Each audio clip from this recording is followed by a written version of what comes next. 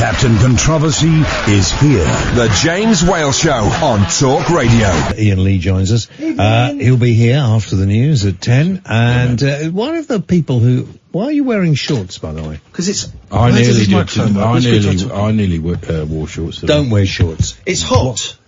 I don't know where... But it's hot. You can hear you. Yeah, it's fine. It's fine. Oh, fine. It's hot. So I'm wearing shorts. It's hot.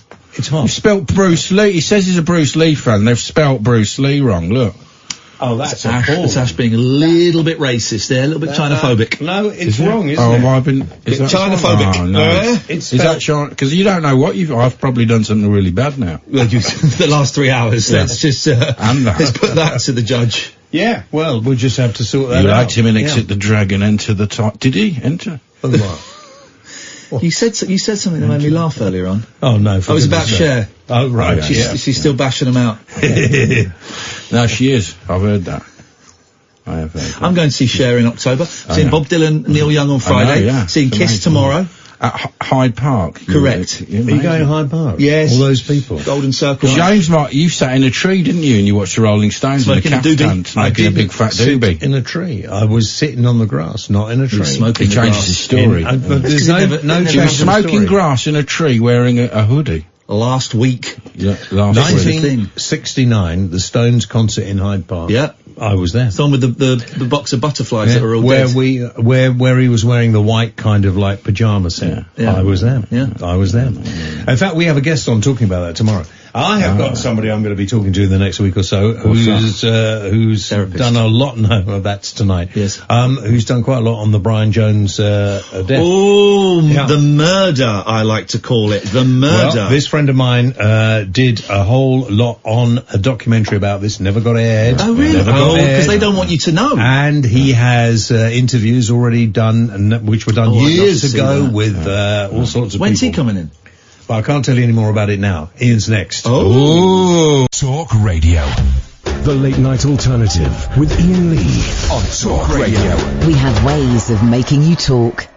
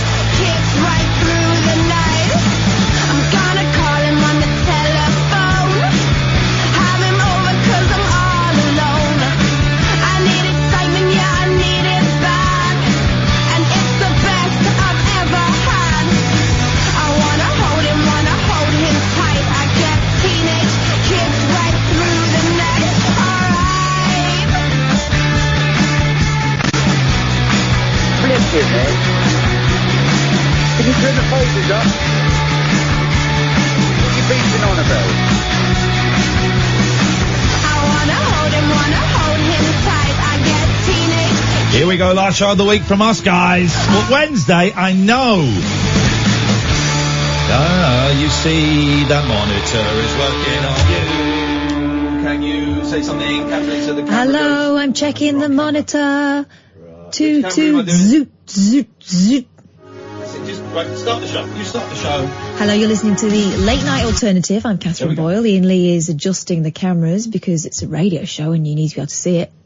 Keep talking, because I need you to be... And you can phone us about anything. We'll have a little chit-chat club. But you can call us about anything you like at all. And the phone number to ring is 0344 499 1000. And the deal is you give us a ring, Amy will ring you back, and it will cost you next to nout.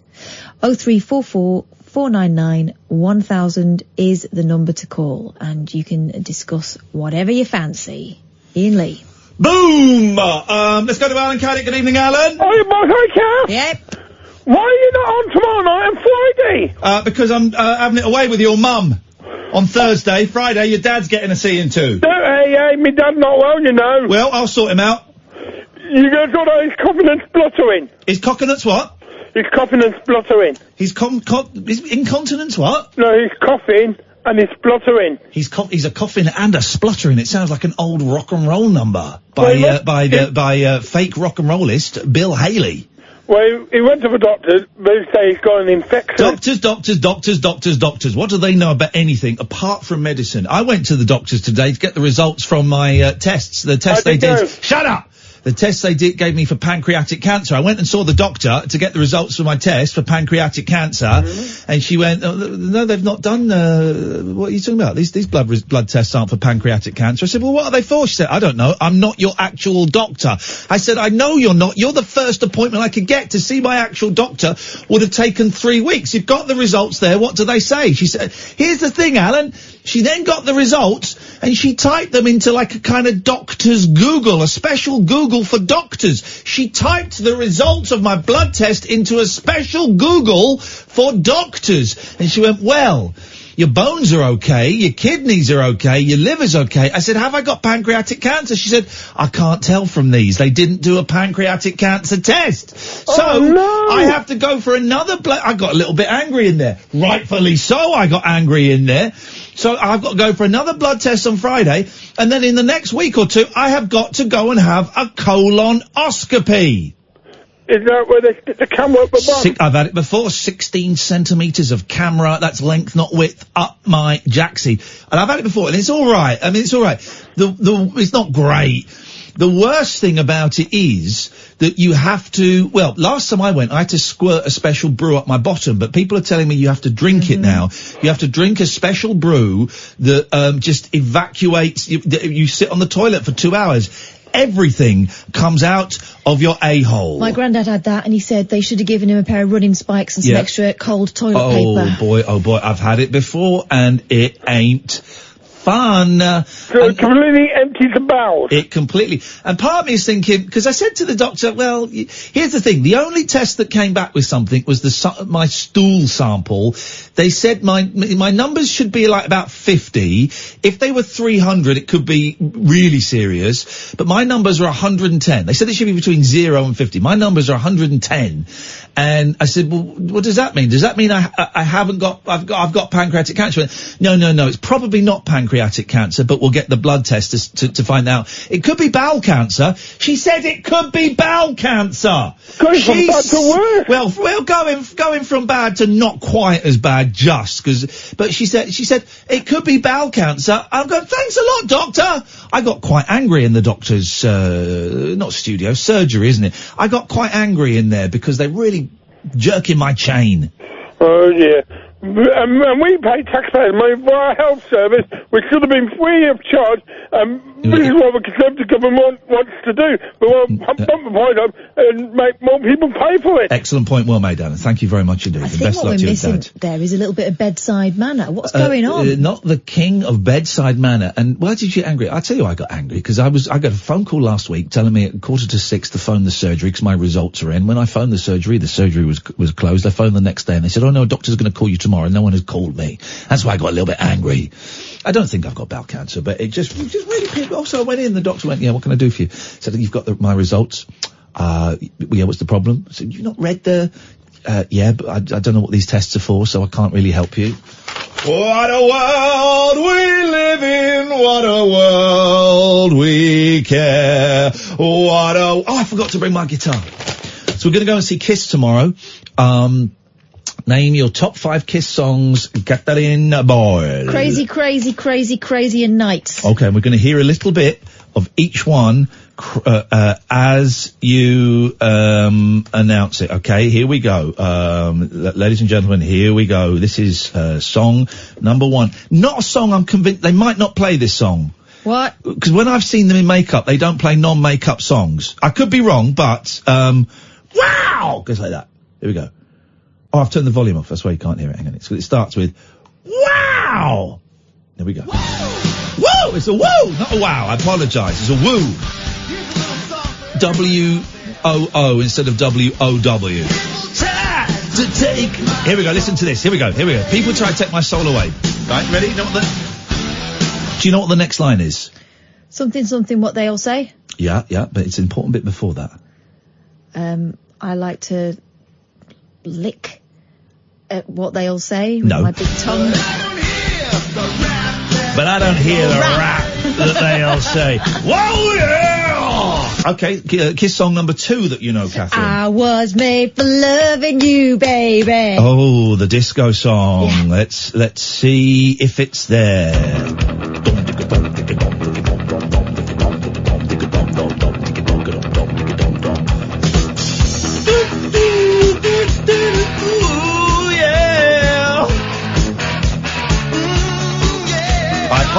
I apologise. It's not ooh yeah, it's yeah. Say that again. Paul Stanley. Ladies and gentlemen, Humming by Paul Stanley.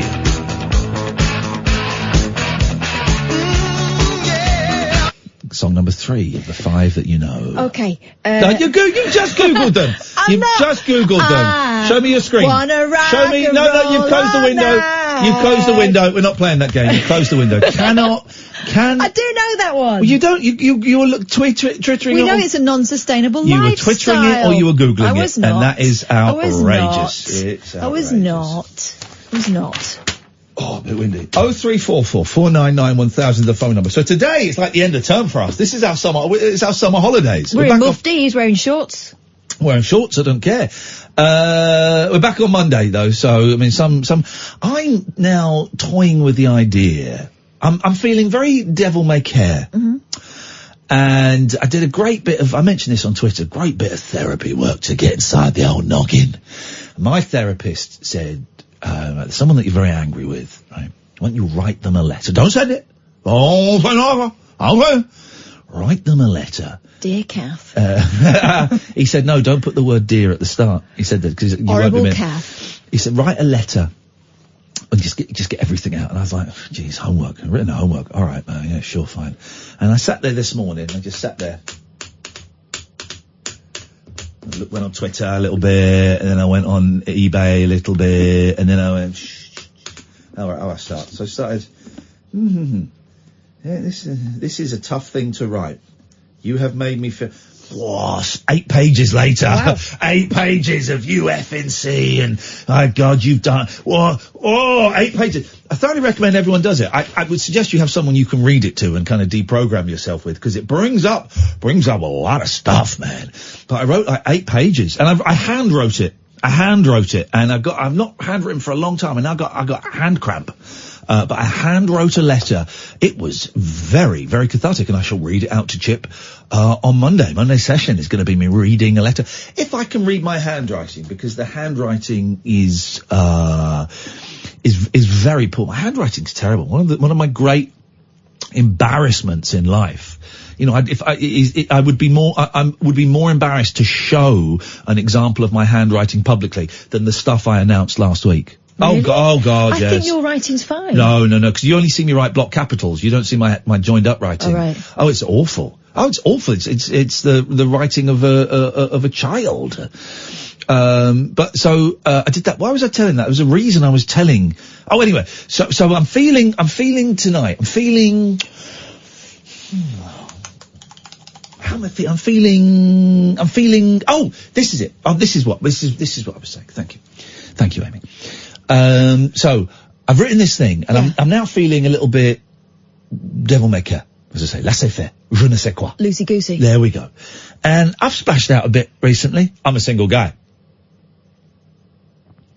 But But I've also been buying things. For example, I've got the tumble dryer, and I have got the washing machine. They're coming tomorrow. A lot of fun. I mean, it's hardly a Ferrari that you're going to put in the swimming pool, is it?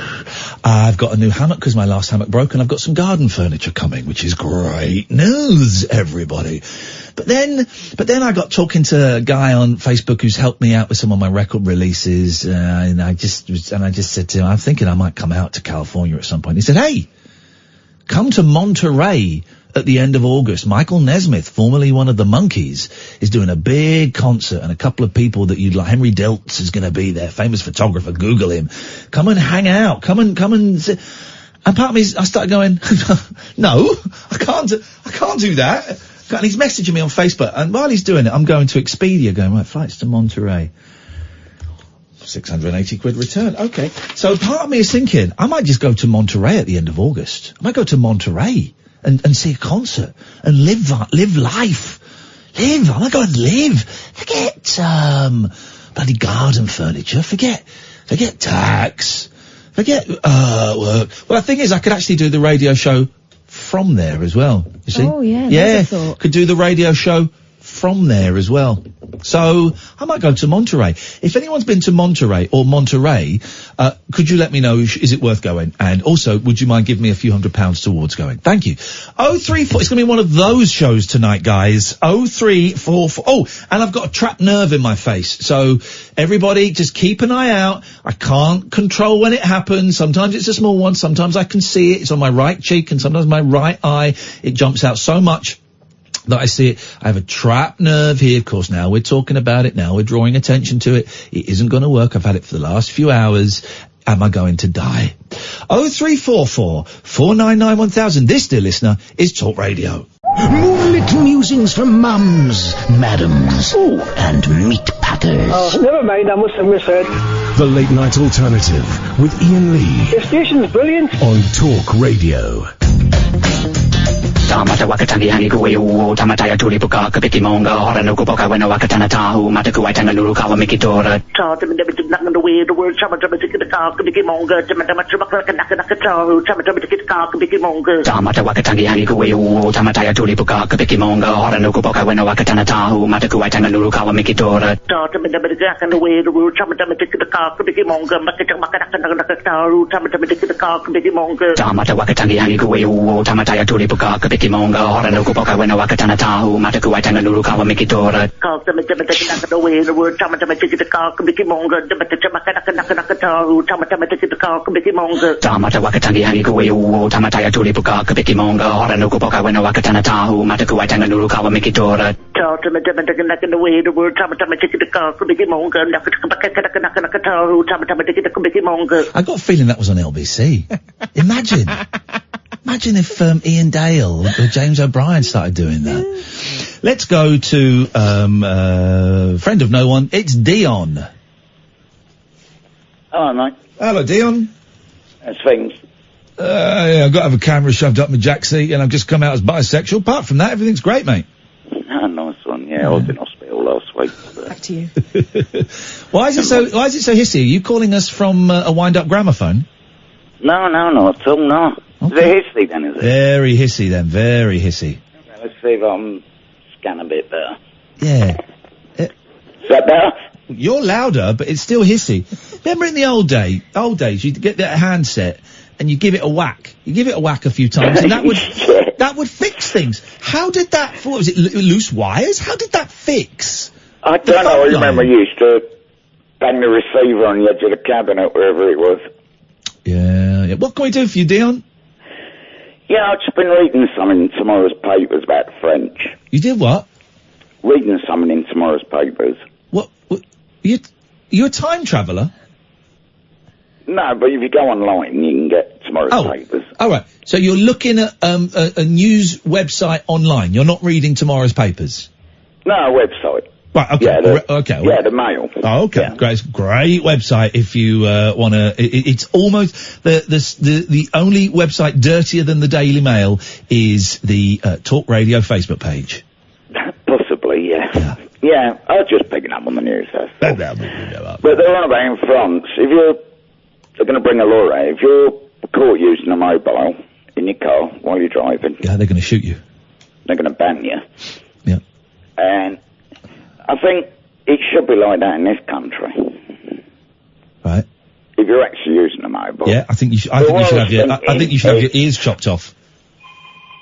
Hang on, I've got a phone call. Hang on, let me get that. Hang on, where's my phone? Oh, hello. No, it's mine. Oh, hang on a minute. It's alright, I'll ring off in a minute. Go and get it. Could be someone interesting. No, it's on my mobile. It's not. I know it is. Not interesting whatsoever. We'll just wait for it to stop ringing because we can't hear you. There you go. It stopped. Okay, lovely. Yeah. Didn't want to answer it. Yeah, I mean. Chop their ears off. Chop their ears off and spit in the hole. That's what I'd do to the scumbags. Nick Knowles will be first on my list. Nick Knowles. Chop his logo off and spit in the hole. That's what I would do, seriously. These guys are scum. I saw a guy the other day doing a Skype call while he was driving. I saw another guy. It's always guys. I've never seen a woman using a mobile phone while she's driving, so it's always guys. I saw a guy watching a movie whilst driving along. So while I was driving, what I did was I snuck up beside him when I was driving and I filmed him. Oh, good on you. But what I'm thinking, I mean, they bring laws out in this country. That's a very clever joke. You know, as if they're big and hard, like they did with carrying a knife in Blair's days. You know, in Blair's days? Blair's days. Blair's? Yeah. So what, were Blur and Oasis? Yeah, if you want. I'm trying to be serious. I don't know what you're saying. When Blur's days, they banned carrying knives. Blair. Oh, Blair. Like in, look at each other and go, Blair. Yeah. What's that reference from, Catherine? Mallet's mallet. Well done. Word association game. Mustn't pause, mustn't hesitate. Yeah, otherwise you get a bash in the head like this. Or like that. Look at each other and go, Blair. Blair. Yeah. But the thing is, our governments try and be hard, saying we're bringing this law out and that's it. What? But they never stick with it. What? Hang on. What law have they brought out that they haven't stuck with? Knife crime. Right. What was the law they brought out? You get carried once, you get told off. Get carried twice, automatic imprisonment.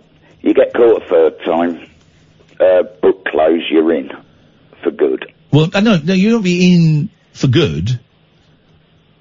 Well, life. No, did they actually make that a law?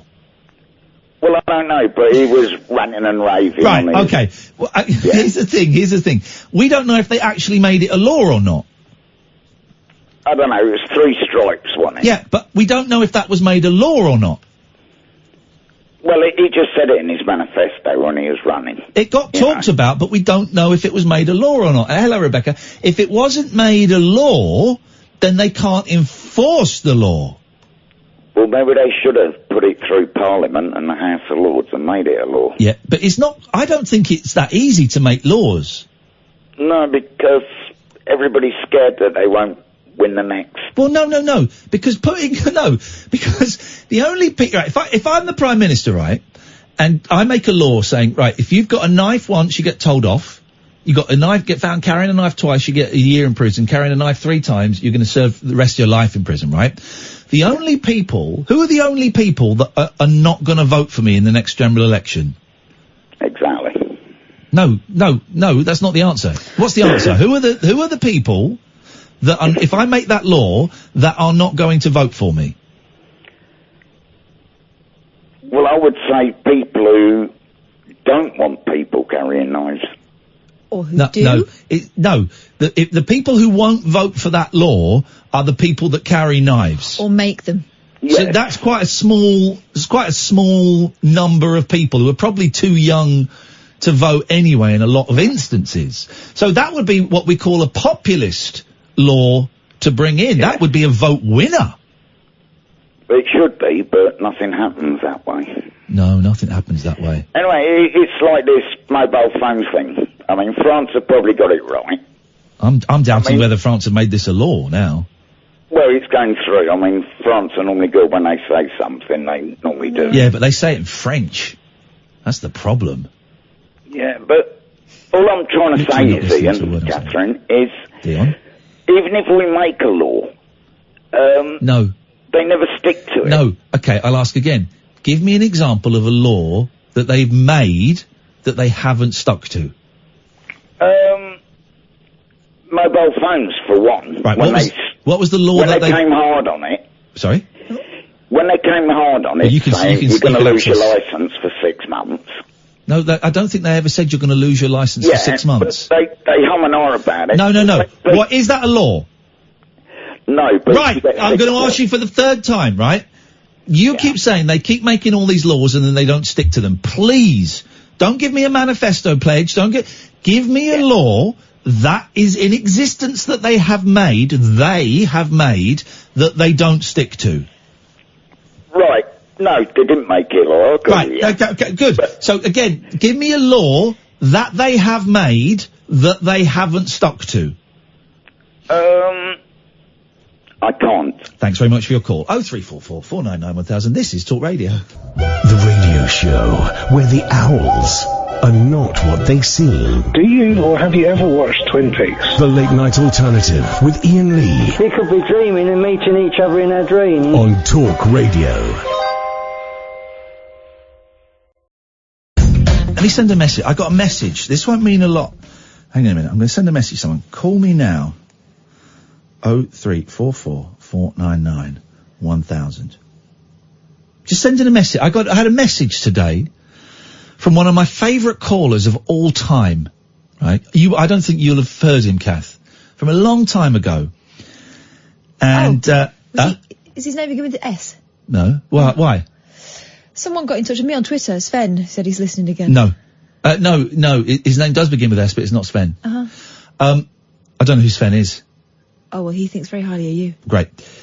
Anyway, I'm not going to say who it is. It will, to most of you, it'll mean nothing.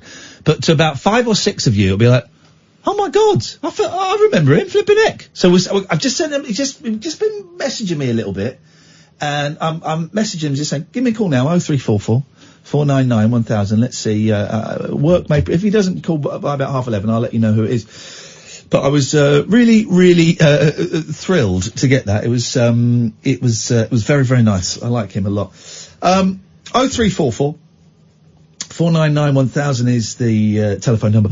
Tonight at 11, we're phoning up Dutchland, Amsterdam, Denmark, Holland, in Denmark, to speak to Felix from the Analogues, who is it's a Dutch band. He's Irish, and I got a message today saying, did you call Felix up last night at midnight Denmark time, because it was in Dutch, yeah, because Felix was asleep, and I had to go, it was Amy's fault. So we got him coming on in a little bit. So the nodding meme guy.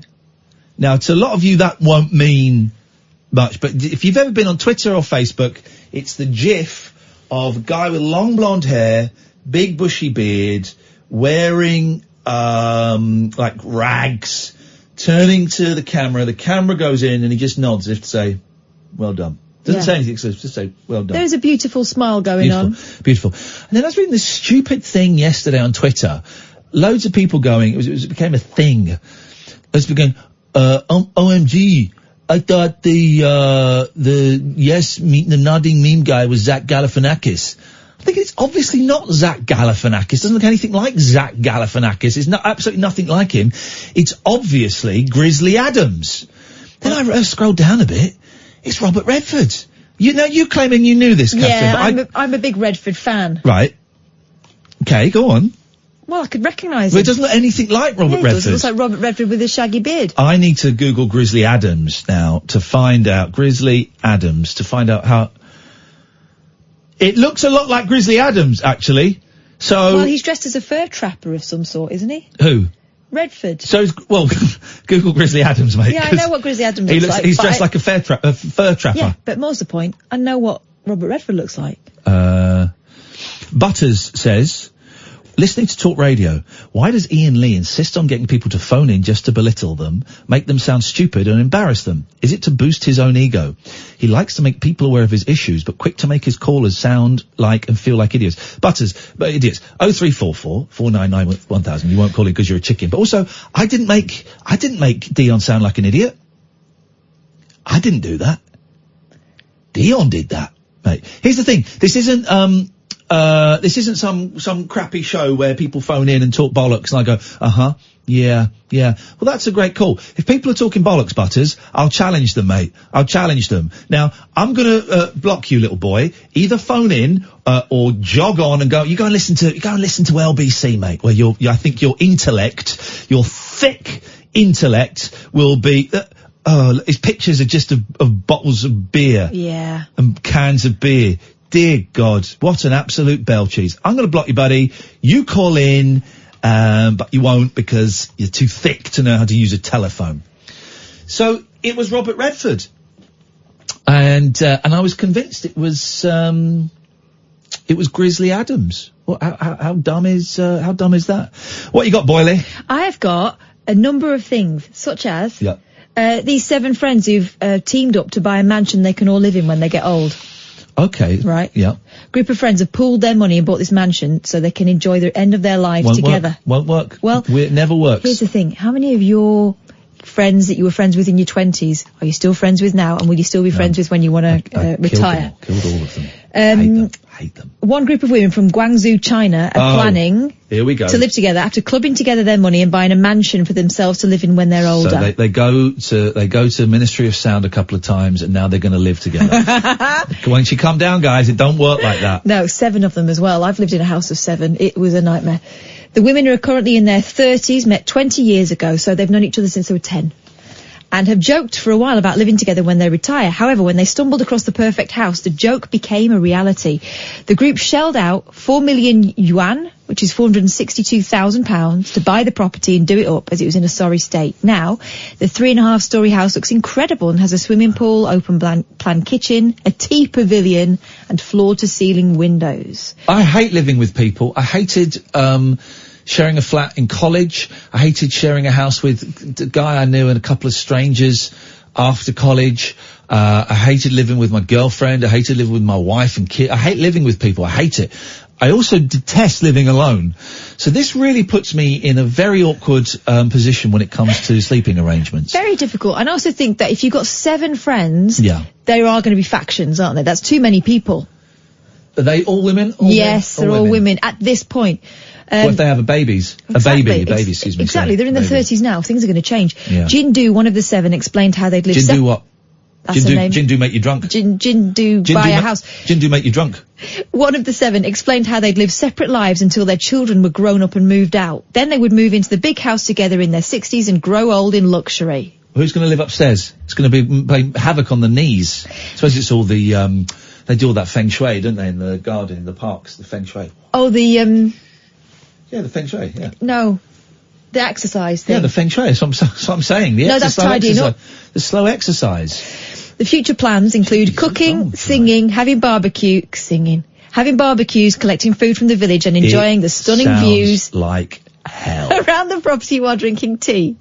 She adds they've also all made a pact to learn a useful new skill before they move into the house, such as growing veg or cooking from scratch. Oh God, people. There's two. Hang on a minute. Can I just let me just give you a line, please. That I think will. Hang on a minute. If I go here, this is. Here we go. This is going to be worth it. Here we go. Just going to play you a line from a song.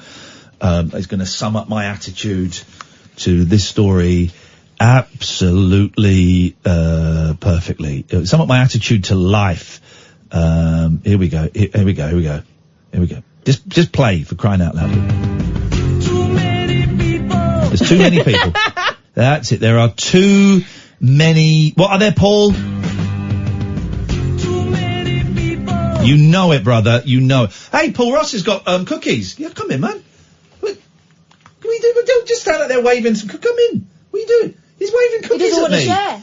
He's a cookie tease. What have you got? Come on, mate. Oh, thank you, Paul.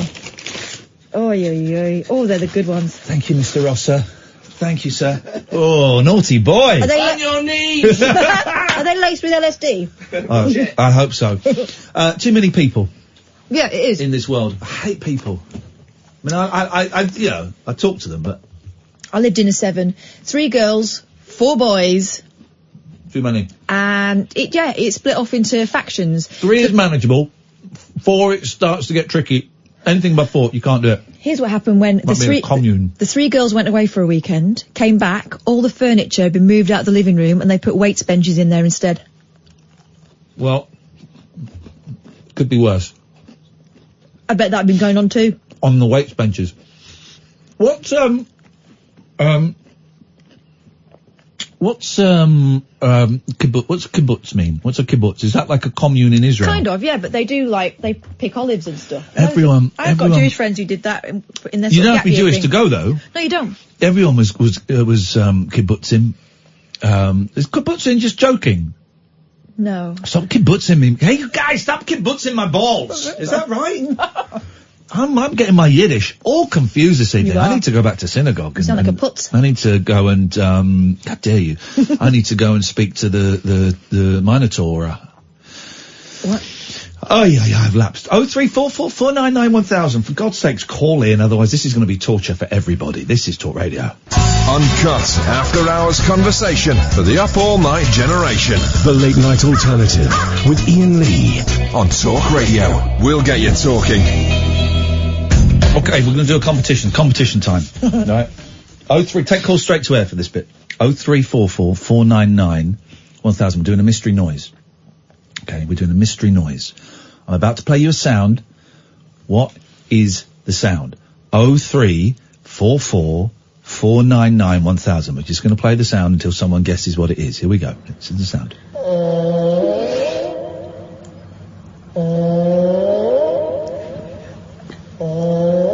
What is the mystery sound? 03444991000.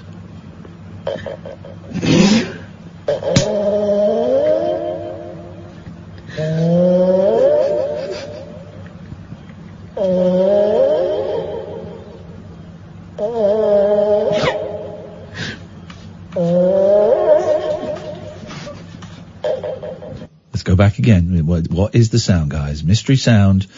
03444991000. What is the sound?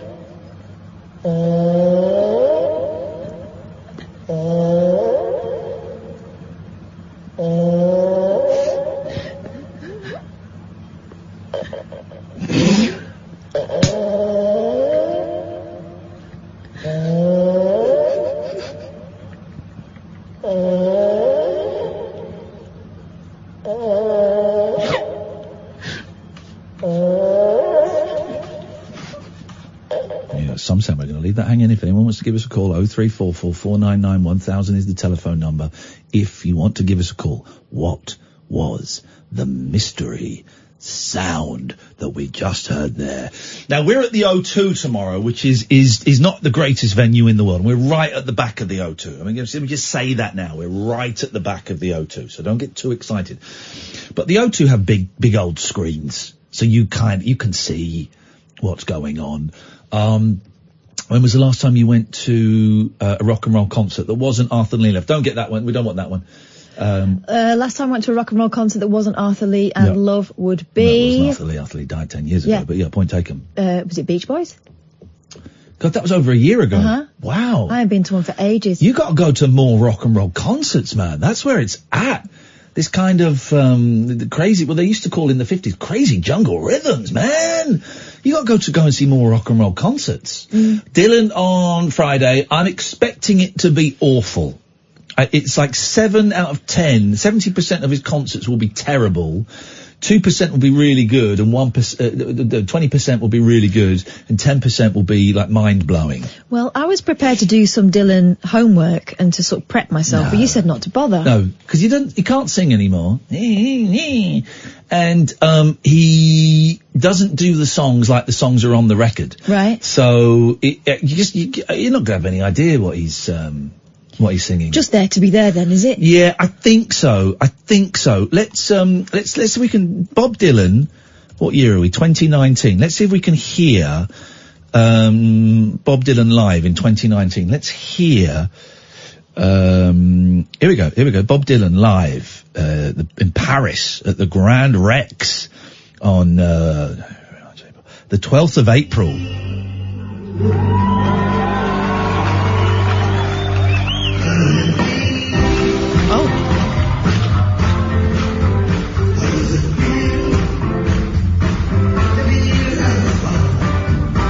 like a Rolling Stone. How does it feel to be on your own, and all the rest at home, like a Rolling Stone?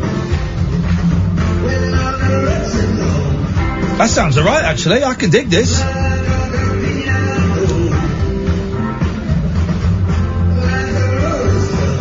we go. Let's try this one. Here we go.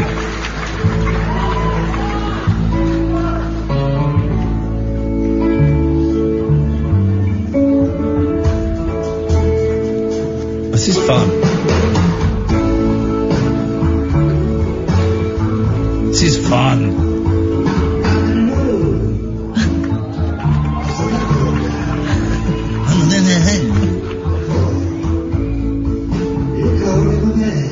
What is he saying words? How many moons?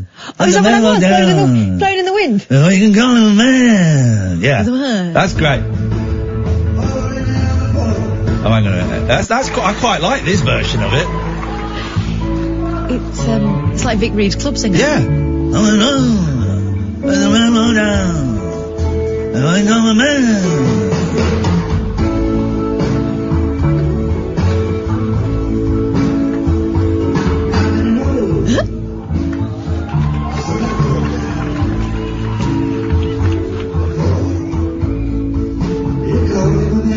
I'm going to have there is no way I'm going to be able to identify any of the songs on Friday. You're on your own, kid. God, and especially if there's hubbub. We are playing, can you tell us what this noise is, please? 0344 499 1000. Is that your belly? Sorry?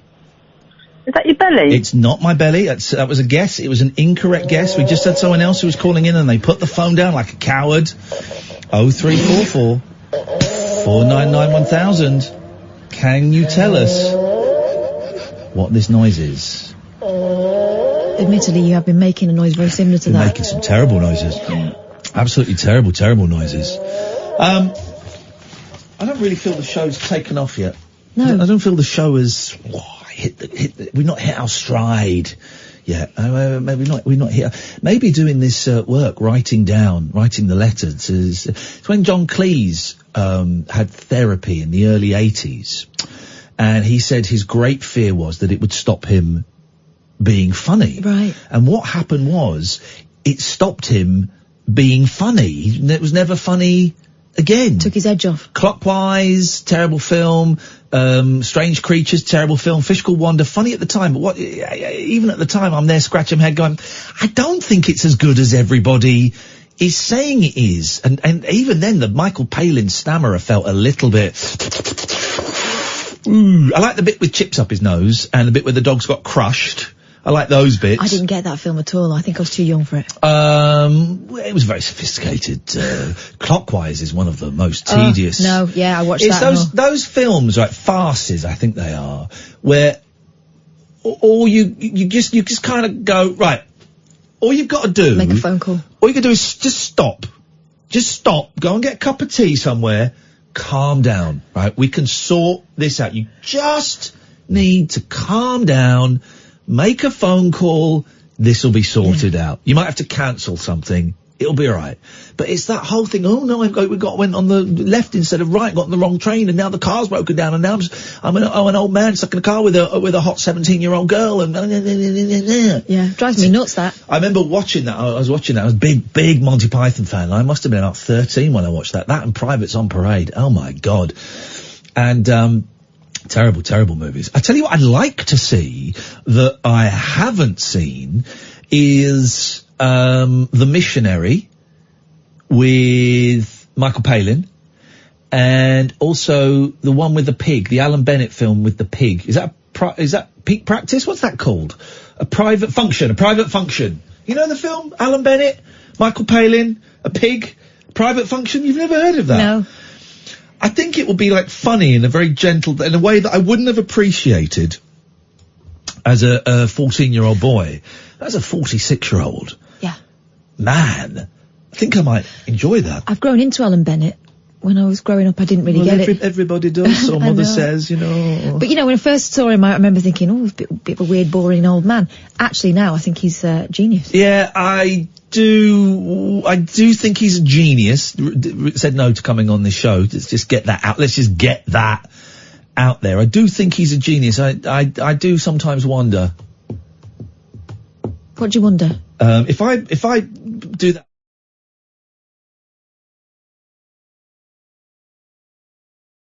Yeah. Well, I mean, one wonders about a lot of people. One wonders. 1-1 was a racehorse. 1-2 was 1-2. 1-1 one more race. 1-2 1-1-2. You wonder about a lot of people. Why is the only person phoning in that dick that asked me how many times I masturbated yesterday? It's the only person. He's still waiting for the answer. Phoning in. He's never going to get answered again on this show. So unlucky, Anthony. Why do they say Anthony and Bernard in the United States of America? That always struck me as stupid. Mm-hmm. Well, they can't say Greg or Craig either, can they? They can't say those things. What you got, Boyley? I saw something on Twitter, and it's one of my pet hates, but a lot of people were fawning over it. This woman, it's a video of a wedding. You know, this sort of tradition where the bride throws the bouquet, and the person that catches it is supposed to be the next one to get married. That's the tradition. Well, she goes to throw it, and then she says, and she doesn't throw it, and then holds it, and then passes it to one of the bridesmaids, it looks like. Yeah. And then her boyfriend comes up and proposes to her in front of everyone. And everyone's, obviously sort of fanning their eyes in that kind of post-Friends way and going on about how lovely it is. But I find that kind of thing really creepy. Proposing in front of people? Yeah, but the added pressure of, doing it at someone's wedding, at the big moment where the bouquet gets thrown. Yeah, someone else's wedding, in front of all those people. How could she say no if she wanted to? I mean, I'm guessing everyone's loved up and she was kind of expecting it in a way, but I wouldn't want to be proposed to in front of everyone like that. Proposing in public is the work of an insecure person with a tiny penis. Why is it tradition that women don't propose? I know, because of the goats and the dowries and all of that stuff, but why is that a thing now? Why is that now, 2019? Why is that still a thing? That's weird, isn't it? Mm-hmm. Yeah. It's weird. There's a lot of things about marriage that's really antiquated, though, like the traditional marriage, the going to ask the dad for permission. I did that. I got called out by some very hateful women. Someone I was actually quite an admirer of called me out as being a misogynistic old dinosaur, and I just thought, piss off.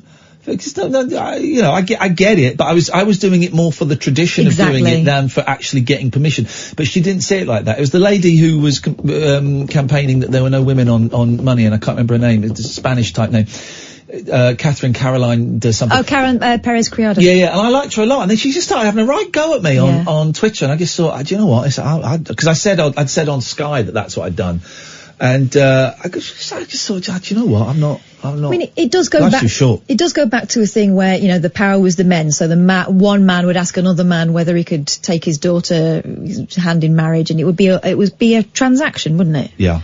And it does go back to that. But my husband did it, and it was really out of a respect for tradition, and also just a nod to my dad, who again was going to end up paying for it. That's another thing that's traditional. The bride's parents are supposed to stump up. Next time I get married, I'm doing it for a tenner. Oh. Doing it for a tenner. The tens of thousands of pounds. It was a great day. I don't regret it. The marriage didn't last, but the wedding was a great day. I had a lot of fun.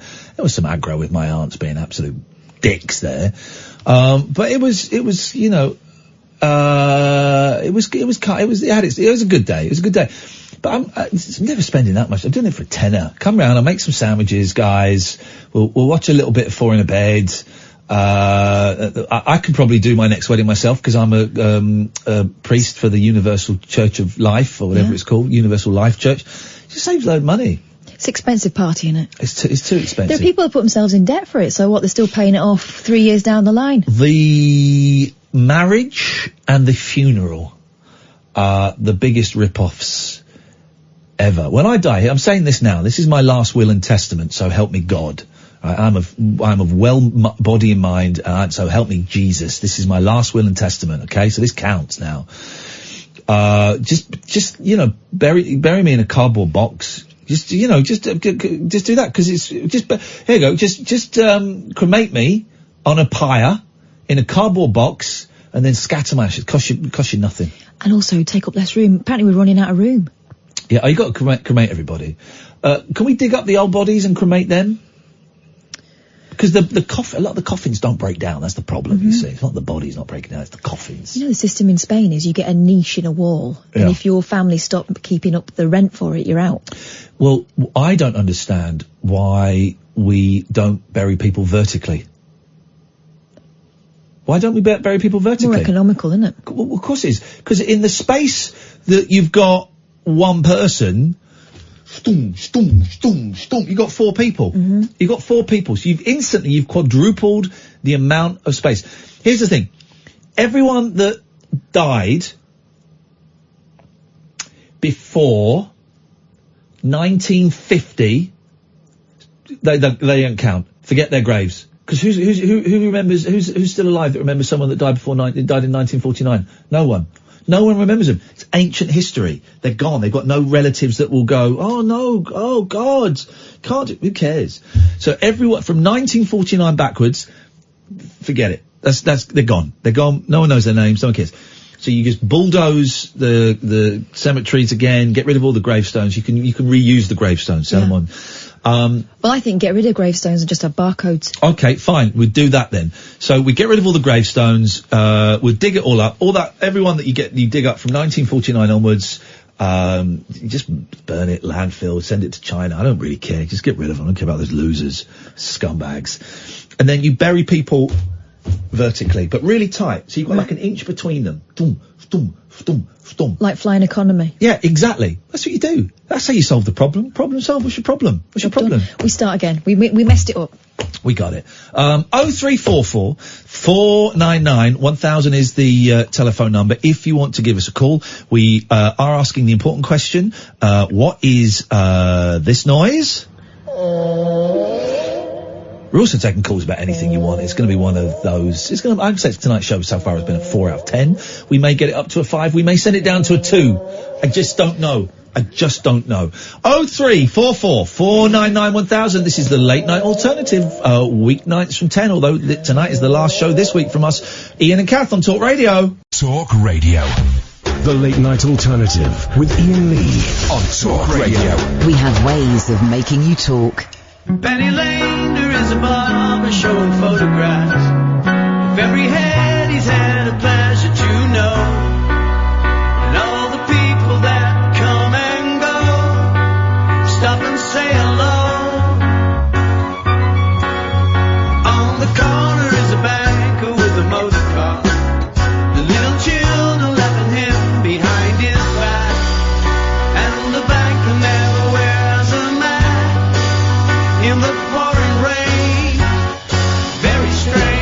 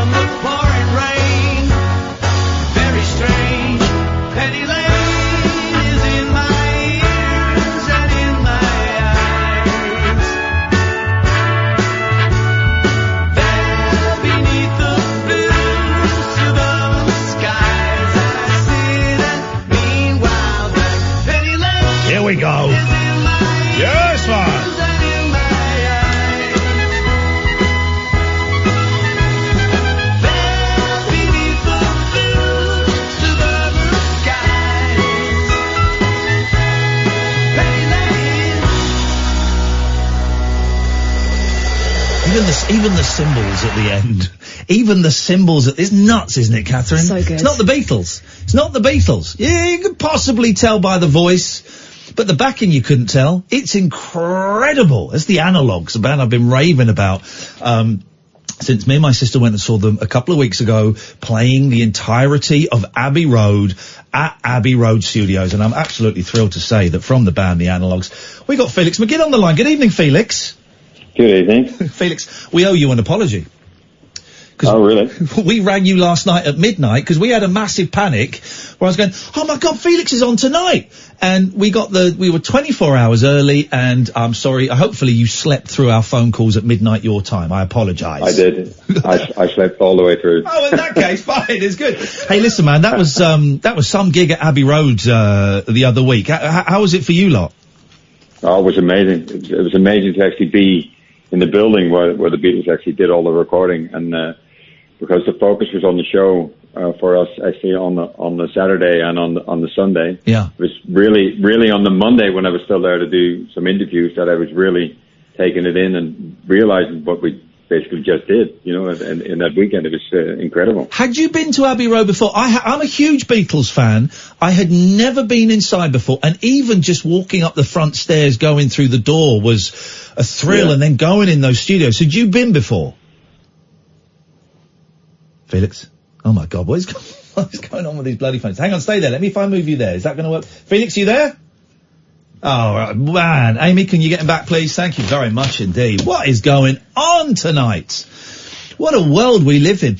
We went and saw them, and we got a little tour from kind of someone who's working them, a guy called Judge, and he took us around in the studio, the kind of small studio that the Beatles would record in and stuff. Man alive, what a ridiculous thrill it was. I think we've got him back. Felix, we got you back?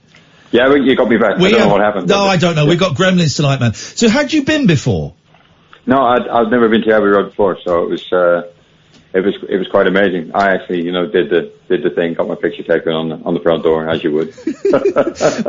we all did. I mean, because it was such an amazing show. We had Mark Lewison speaking before, introducing the band, you know, famous Beatles historian, and he's saying, well, this is the studio where they did the orchestra for A Day in the Life, and just there where you're sat, sir, that's where the Beatles sat for All You Need Is Love. It sounds like a cliche, but you could feel those rooms were magic, and to be playing Abbey Road where they recorded it, man, that must have been magic for you guys. It was, to be honest, it was a bit of a nightmare to start. Just the idea of it to start with, we thought, no, that's crazy. We could never do something like that. But then, you know, we got down to the nitty gritty, and it kept coming close, and we thought it's really going to happen. So I sort of put it out of my mind that we're actually doing the show in the same studios and stuff. We just had to concentrate on doing a good show. That was the most important thing. So. Tell me about the band, because since seeing you, I've kind of fallen down the Analogues rabbit hole, and I've been on YouTube and I've been on your website. You're kind of the newest. Are you the newest member? Is that right? Yeah, that's right. I'm the new guy. I know the bass player, Bart. I've known him for like 25 years. I worked with him for like 6 years on the trot. Yeah. And he had basically, together with the drummer, Fred, they had this idea of doing a Beatles band. And Bart said, no, we're not going to do a Beatles band because, you know, so many Beatles bands. But Fred just kept going on and said, well, it's something I'd really like to do. And he said, well, if you're going to do it, then you have to go the whole hog. You know, you need to do everything. It's got to be the real old equipment. You know, we have to do the album exactly the way it is. So it was a long slog for them to start with to get the stuff together. Yeah. And I was there at rehearsals at the start. I went down, I had a little listen and stuff, and was saying, oh, maybe you should, you know, maybe lose that a little bit, do a little bit of this, a little bit of that. So I've always been there on the sidelines because we're basically all friends. Even the first show they did, they invited me in for like, I think 3 songs. I did 3 songs at the first show. Right. They ever did. But, it sort of took off pretty quick because at the very first show there was an agent, that came down to see them, and he was quite a big agent, and, he was literally blown away. He said, it's incredible. And they just started doing some shows, and then word of mouth got round, and then obviously with internet, it goes really, really quick. But then, and now they're... You guys are huge. Now, here's the thing. Here's the interesting thing. The band is Dutch. You're Irish, is that right? You're Northern Irish, Southern Irish? Whereabouts are you from? From Belfast. Okay, Belfast. We're going to Belfast in a few weeks. We love Belfast. How long have you been living in Holland? Because you've got quite a Dutch accent. I can hear the Irish, but I can also hear Dutch. Yeah, I've been here since 92. Oh, wow. Okay. Yeah, it's a long time. I guess it is a long time. My family laughs at me all the time when I'm on the phone and when I'm home. And of course, when you go home, you're going to sound more Irish. That's going to kick in, isn't it? Yeah, well, I'll try a little bit, but they still laugh at me. Yeah, I love it. Still have to but the Analogues are huge over there. You get really big audiences. Yeah, the next show we actually have a little summer break now, but the next show we're doing in Amsterdam is it's the Abbey Road show, and the venue we're playing is sold out in a couple of weeks, and it's 15,000 people. 15,000 people! Flippin' heck, man! And also as well, I noticed that there are a few British people there at the Abbey Road, but the majority, I think the majority of the audience was Dutch people. So these guys follow you, and girls follow you around the world. Everywhere, you know, they're crazy. Just they can't get enough, and you know, which is pretty good.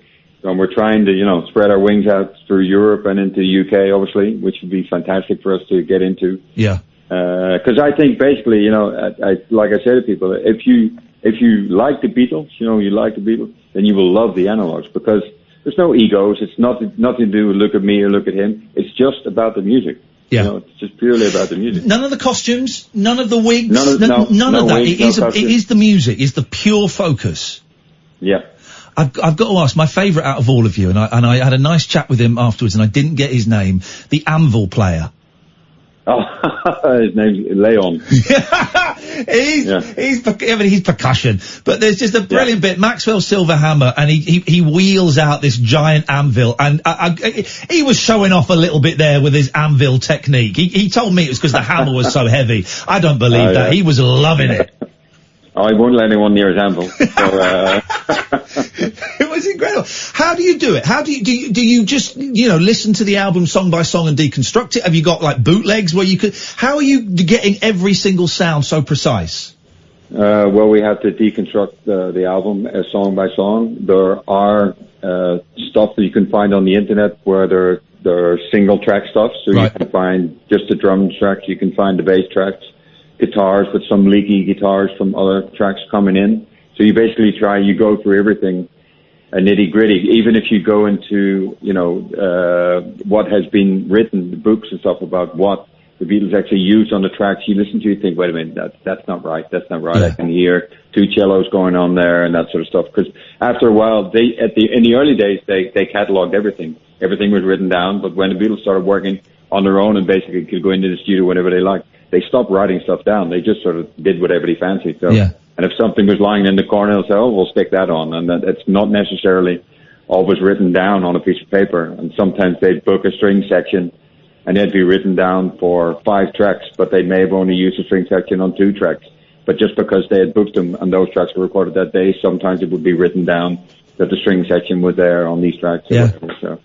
So it's, you just have to really listen to it. And I love it. Luckily, we have a couple of guys in the band who are really, really good at basically deciphering everything, Okay, so you've done what album did you start with? Because you do the albums in their entirety. Did you start with Revolver, or have you started from the very beginning? They did Revolver. They only did one show, Revolver. Oh, come on. Right at the very start. Yeah, they did one show. This was right at the very start, and then they moved on pretty quickly to do Magic and Mystery Tour. Then they did Sgt. Pepper, and then after that they did the White Album. So you've done Abbey Road. You're doing Abbey Road. The next logical one, I guess, is Let It Be. Are you going to do that, or are you going to jump straight onto McCartney and Ram? No, but the show that's actually coming up, the Abbey Road show, which will be starting at the end of in Holland in December, but we're doing big shows in October. We'll actually have a lot of Let It Be in it as well. Right. We decided we'd combine both albums, so. Here's the thing. Here's the thing about seeing it live, right? Because I'm a huge Beatles fan. I'm an absolute massive Beatles now. Is that you played 2 songs that night that I'm not actually a huge fan of, and I've never really. I kind of think they're all right. You played "I Want You, She's So Heavy," which I kind of think is all right, and also in the encore you played "The Ballad of John and Yoko," which is a song actually one of my least favourite Beatles songs. But hearing them live. It was, the Ballad of John and Yoko became a massive sing-along. Everybody was joining in. I've never heard it like that. And when that kind of wall of guitars come in "I Want You, She's So Heavy," the hairs on the back of my neck stood out. Hearing them live, and I was really, because I play a little bit of bass, so I was really watching the bass player's fingers. I was sat right in front of him. Hearing them live and seeing what everybody is doing breathed new life into songs that I'm incredibly familiar with, like the medley on side 2, which was just, oh my God, it was beautiful. But also breathe new life into songs that I've not really thought that much about before. Yeah, that's it. But to be honest, it's the same with me. The guys rang me up for the White Album tour because one of the founding members, a guy called Iain, who does like the high McCartney type of stuff. Yeah, he had a problem with his ear, so he had to cancel the tour. So they rang me, "Can you do it?" And I said, "Well, I don't know. I'm a bit of a low voice. I don't hear me doing any McCartneys." And they did a little switch around for the White Album stuff, and I thought, the White Album's not my favorite album. I like maybe half of it. But after you learn those songs and you really get into them, then they have a little life of their own, and they creep under your skin, and then I can't really lose anything now if I'm listening to the whole album. I love it. Yeah. So I think it's the same with all the Beatles stuff. You think you know it till you really dive in. And then you think, oh, that's quite clever how they're doing stuff there. And the Beatles never do the same thing twice. Next time the chorus comes around, there's always something a little different going on. Yeah. So it's... How did you do Revolution number 9 from the White Album? Well, what we did was we discussed it, how are we going to do that? Are we going to do it at all? Because it is a series of tape loops, which Lennon basically put together. Yeah. So we deconstructed the whole thing. We recorded it again, so we made our own number 9, the whole thing. I did all the voices and stuff. Beautiful. And what we did, once we had it done, which was a bit of a job to actually record all this stuff, we got a really famous graphic video artist from Holland to make a movie. And he made this movie for this soundtrack. So you get this really weird psychedelic film while you're watching and you hear the number 9 we created. And it's really, really, really good. Oh, fantastic, man. So, are you coming back? Because I want to see you again. And honestly, every night since I saw you, I've been banging on about you and playing your tracks. Are you coming back to the UK? We'd love to. We're in discussions at the minute, so we hope to get back as soon as we can. I think it's probably going to be next year sometime because we start touring at the end of the year here. So. Catherine, you're coming. You couldn't come this time, and my sister snapped up that spare ticket. But you have to come because it's just it's this wall of sound is the wrong phrase because that's a Spectre thing, but it's just incredible, and it's such an amazing show. Felix, if people want to go and have a look at stuff, where's the best place? Just go on YouTube and type in the Analogues, or where should they go? Yeah. If you do that, you'll find a lot of stuff. We have our own YouTube page, so you'll find a lot of stuff on there. Brilliant. And if you want to keep up to date, just go to the website, analogues.net. I think that's what it is. Brilliant. We'll have a look. Felix, so nice to talk to you, man. Thank you so much for doing that. Thank you very much. I look forward to seeing you next year at some point. Yeah, it'd be great. It'd be really, really good. We're looking forward to it. Take care, man. Thank you. Bye-bye. All right. Thank you. Bye-bye. There you go. Honestly, they're incredible. They're incredible. Do you want to say thank you, Amy? They are the sound, just the skill, everything. Me and my sister just kept looking at each other going, oh my God. Oh my God. We both cried at various points. I'll tell you what I'll play after midnight. We couldn't find the Beatles version. I'll play the Analogues version of the end medley from Abbey Road. Oh, flippin' heck. It's just stunning. Right, we'll take calls. 0344 499 1000. This is Talk Radio. The Late Night Alternative with Iain Lee. On air and off the leash. On Talk Radio. 0344 499 1000 is the telephone number. Let's go to Jeffrey. Good evening, Jeffrey. Hello, guys. Hello, Jeffrey. What can we do for you tonight, please, sir? Hey, I want to have a guess at the noise. Okay, hang on a second. I just need to find the noise. What is this mystery noise? What do you think that noise is, Jeffrey? I think it's Paul Ross going through a bag of cookies. Is that it? Did I get it right? Let's have a listen. It does sound like Paul Ross, doesn't it? But Jeffrey, I'm afraid it's not right. Oh, damn. Unlucky, dude. Thank you very much for your call. That's appreciated, but it's not that.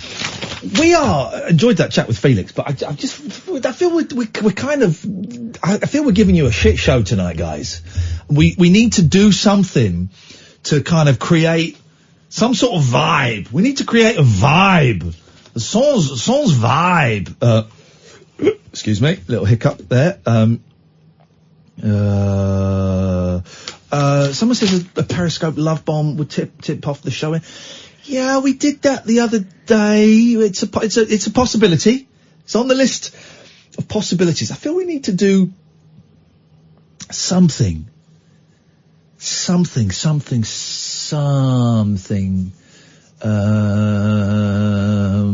I don't know what. I don't know where to go. I tell you what would be nice, but I haven't got anything in store. An S word, yes word or S word. Yeah. I haven't got any music, and I will ask for you now, dear listener, if you have some music, but I don't expect anything to get sent in.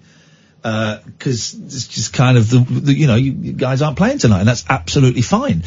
But if you are in a band or you're a singer and you are prepared, we're going to just think of a few things and throw them out and see if anything sticks.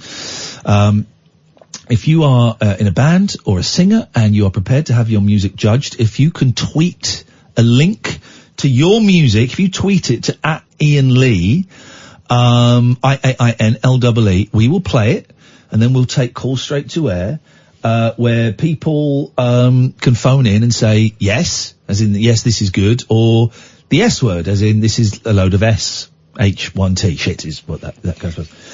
So that's what we do.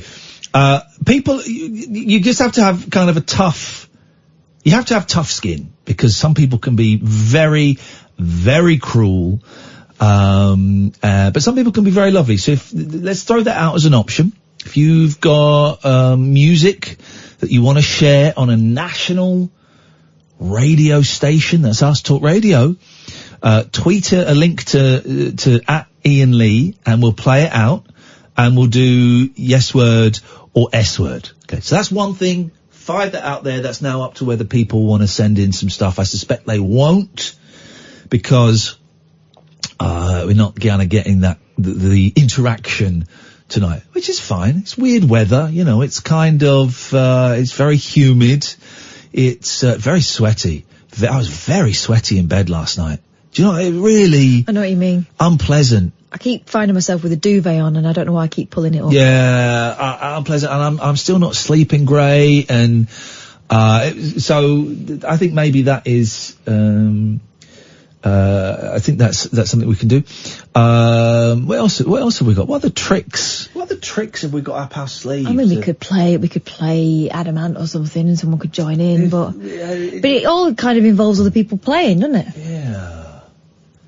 Yeah. I'll tell you what we'll do. I'll tell you what we're going to do. Hang on a second. I wonder if I can find this. By the way, you're welcome to call in 0344 499 1000 if you want to give us a call. I tell you what, let's play a bit of music. Let's play a little bit of music. Let's have the Analogues doing the Golden Slumbers medley from the end of Abbey Road. Let's have some of this. Dit zijn de Analogues. Felix, wat gaan jullie spelen? Golden Slumbers. Alright. Wil je eerst applaus? Denk het wel, hè? The Analogues! Once there was a way. Denk het wel, hè? The Analogues! Once there was a way to get back home.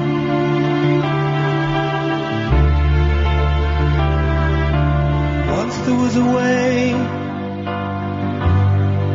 to get back home. Sleep, pretty darling, do not cry. And I will sing a lullaby. Oh,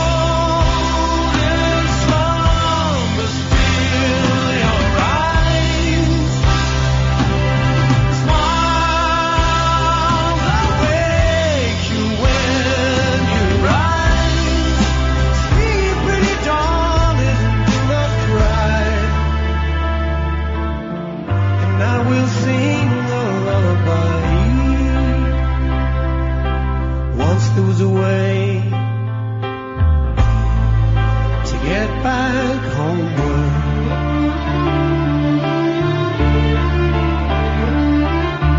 Once there was a way to get back home. Sleep, pretty darling, do not cry. And now we'll sing a lullaby.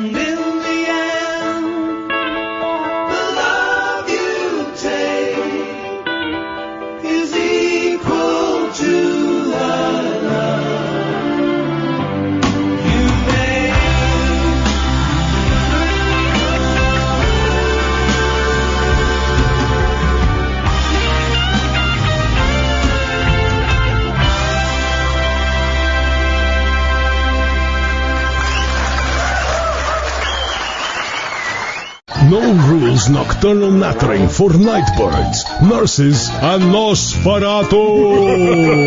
Ah, right, cool. The Late Night Alternative with Iain Lee on Talk Radio. 03444991000. What have you got, Catherine? Shop gives out embarrassing plastic bags to people who've forgotten their bags for life. Oh, go on. Right, here we go. In a bid to... I actually quite want some of these bags. I never take the bags with me. I always forget. I always just go and do spontaneous shopping. You know, if I remember one, it's never enough. No. I'll usually fill a few more. In a bid to crack down on plastic waste, this is in the Mirror, one supermarket started shaming their customers into bringing their own bags. Get stuffed. Instead of offering a branded carrier bag, the East West Market in Vancouver are charging 5 cents for something a little different. The independent business, which sells organic and fair trade produce, are giving out plastic bags featuring a range of embarrassing brand logos in large fonts. These include fictional brands such as Wart Ointment Wholesale, the Colon Care Co-op, and the Weird Adult Video Emporium. I want these bags. I'd have that. Exactly. You try and shame me, I'll smash your face in with a brick. A message underneath each of the logos adds, avoid the shame, bring a reusable bag. Speaking to Fox 13 News, a spokesperson for the supermarket explained how they hoped a small act would make a big difference. They said, we hope that by creating discussions we can minimise the use of plastics in general. This is a small step, but we hope eventually it will have a great impact. Who cares? Who cares? Yeah, I think they're... But here's the thing that we found out recently is that all our recycling stuff was just being sent to China. And they were dumping it. They were dumping it in landfill. Why is that not a huge scandal? Why is that not... I didn't recycle for years, and now I'm glad I didn't, because we just sent it to China. But people were telling us, weren't they, that they'd seen the bin men just chucking it all in the same bin. I'd seen it going the same thing. And they were just sending it to China, so it was creating more pollution by shipping it over to the land of Kung Fu. Outrageous. So I think that recycling... I don't want to sound all James Whale, so I'm not going to say what I was about to say then. 0344 499 1000. Audience members walk out of maths talk by TV's Johnny Ball. After he goes off topic and gives view. Now this is let's get to the story, guys, and gives views on violent Islam, climate change alarmism, and speaks with a German accent. Okay. Oh God. Okay. Well, I like Johnny Ball, so I'm prepared to believe that this is nonsense. I'm prepared to believe that this is absolute nonsense. Former children's TV presenter, a nice guy, Johnny Ball, has been chastised for telling the Festival Ideas that Islam has violent origins and railing against Extinction Rebellion. Well, don't all religions have violent origins? There's a lot of violence in the early Old days. Testament is very vengeful. There's a lot of that going on. I don't know the history of Islam, but it probably was quite violent at the start. In a those little bit days, violent now, some people could argue. In those days, people fought a lot. It was a lot of fighting. The mathematician also addressed school walkout protests on climate change as he talked at Bristol venue St George's Hall. Already it's coming down a little bit from what we had in the headline there. One audience member slammed the event, so someone on Twitter complained, which claims to promote debate and discussion for giving the 80s stars' views a platform. The venue has apologised after some people walked out of the talk saying they had not expected the 81-year-old's maths presentation to veer into those topics. Oh, unlucky. I like it when I go to shows and they don't go the way I was expecting them to. I like that. I like that little bit of danger, a little bit of frisson. St George's Hall said that it is investigating his reference to Islam, despite Mr. Ball saying he'd also praised Islam as wondrous for rescuing mathematics. Punters also slammed Mr. Ball, who is the father of Zoe, for allegedly putting on a German accent during the show, or during the appearance, which was branded a shit show. Wow. By whom? Olga Alexandru. One of those who were... Was ist wrong with doing the German accent? Doing the live performance? I quite like the German accent. I have done worse accents. One of those who walked out was Olga Alexandru, who tweeted her review of the talk. Have to break my no social media on Monday rule. Oh, God. To talk about the shit show that was Johnny Ball at St George's, Bristol. Oh, dear. Everything was going to fine until he denied climate change and made Islamophobic comments. We walked out. Disgusting. I had no idea who he was beforehand. Here we go. And only chose the talk because my partner did a degree in math, so thought it would be fun. Really disappointed with Festival of Ideas and St George's Bristol for giving this man with his dangerous viewpoints a platform. So when he says people, audience members walked out, it was her and her partner? It was,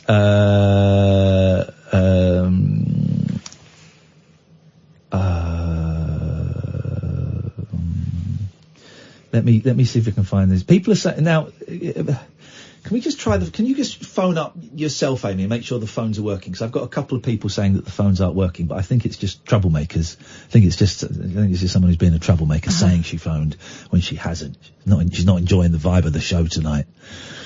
Jesus Christ. There's also the girl that was wet the other day and wanted you and me to find her a woman. I ignored those tweets. I shall ignore these ones. Right, so let me see if I can find. I'm not going to say her, I'm not going to say her. Let me see if we can find her thing. There we go. Yeah, the phones are working, look. Oh. She's changed, fair play. She's changed her, headline, her Twitter name to F the Daily Mail. Okay, right. So. But writer, poet, zine maker, Romanian Canadian, living in the USK, highly sensitive person. Okay, alright, okay. Okay, so. Here's the thing. Yeah. There's a danger that she becomes the bad guy in this, exactly. when actually all she's done is tweeted something like a lot of people do.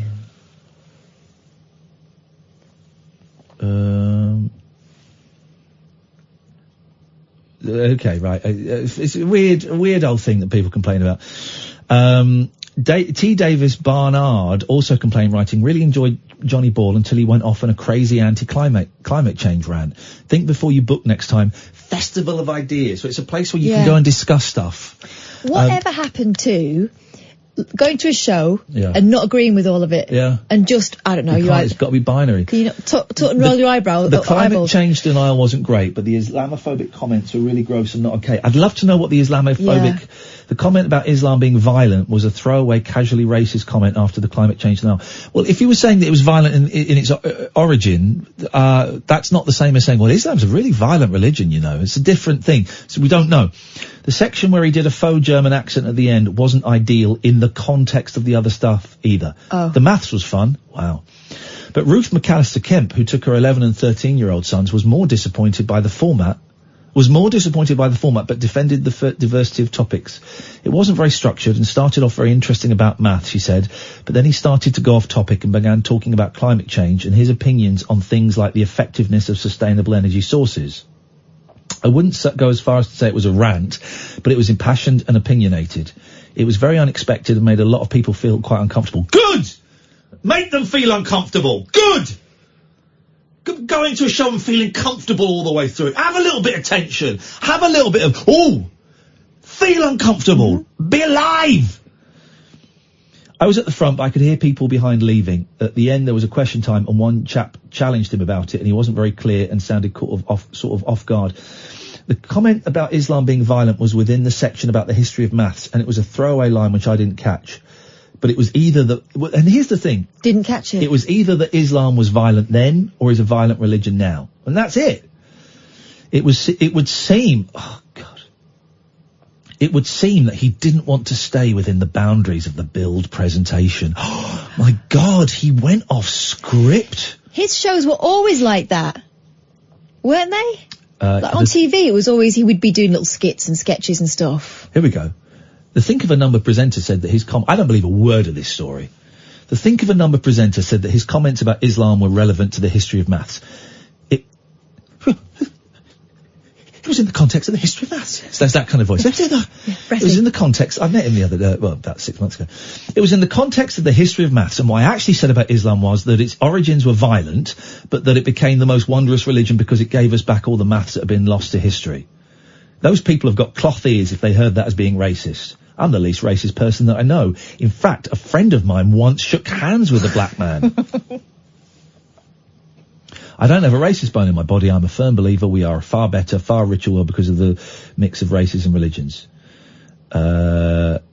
Ball said he regretted including a section on climate change in his talk about maths, but said he felt compelled to. It comes after the Extinction Rebellion protest.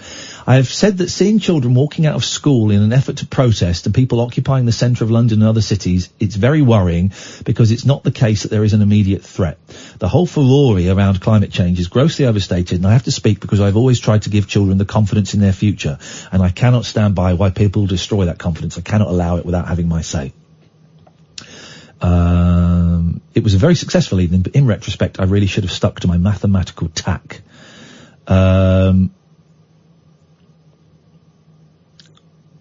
people have. This is it. Too many people, right? Too many people. People are absolute idiots. They want everything nicely fitted out, nicely, structured, so they know exactly what they're going to get all the time. And if anybody dare go off topic or, does anything that is not quite what they expected, what is that? Paul! Okay, there we go, Paul. Paul, try again, Paul. What are there, Paul?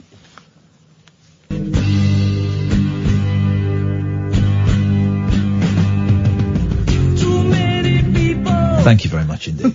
That's the problem. People are idiots and I hate people. Festival of ideas and someone is held up but also, for expressing too many ideas. But also walking out is valid as well. Yeah. Walking out is valid. That is fine. Walking out is fine. I think you're dumb for the reasons you've given, but walking out is a valid thing to do as well. But you're all idiots. I hate everybody. Apart from Johnny Ball. This is Talk Radio. The Late Night Alternative with Iain Lee on Talk Radio.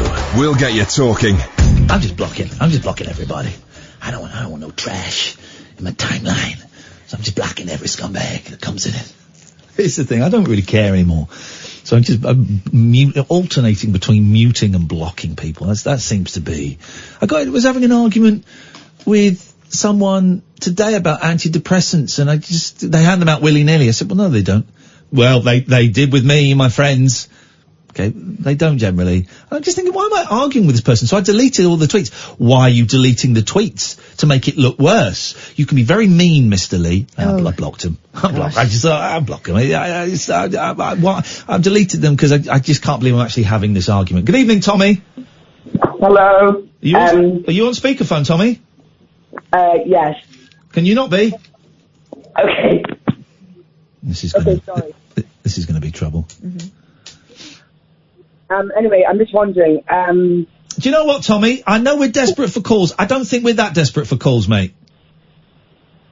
Okay, I'm just wondering about the, No, because it's just funny that when you called in, Anthony stopped calling in. He'd been calling in for nearly 2 hours.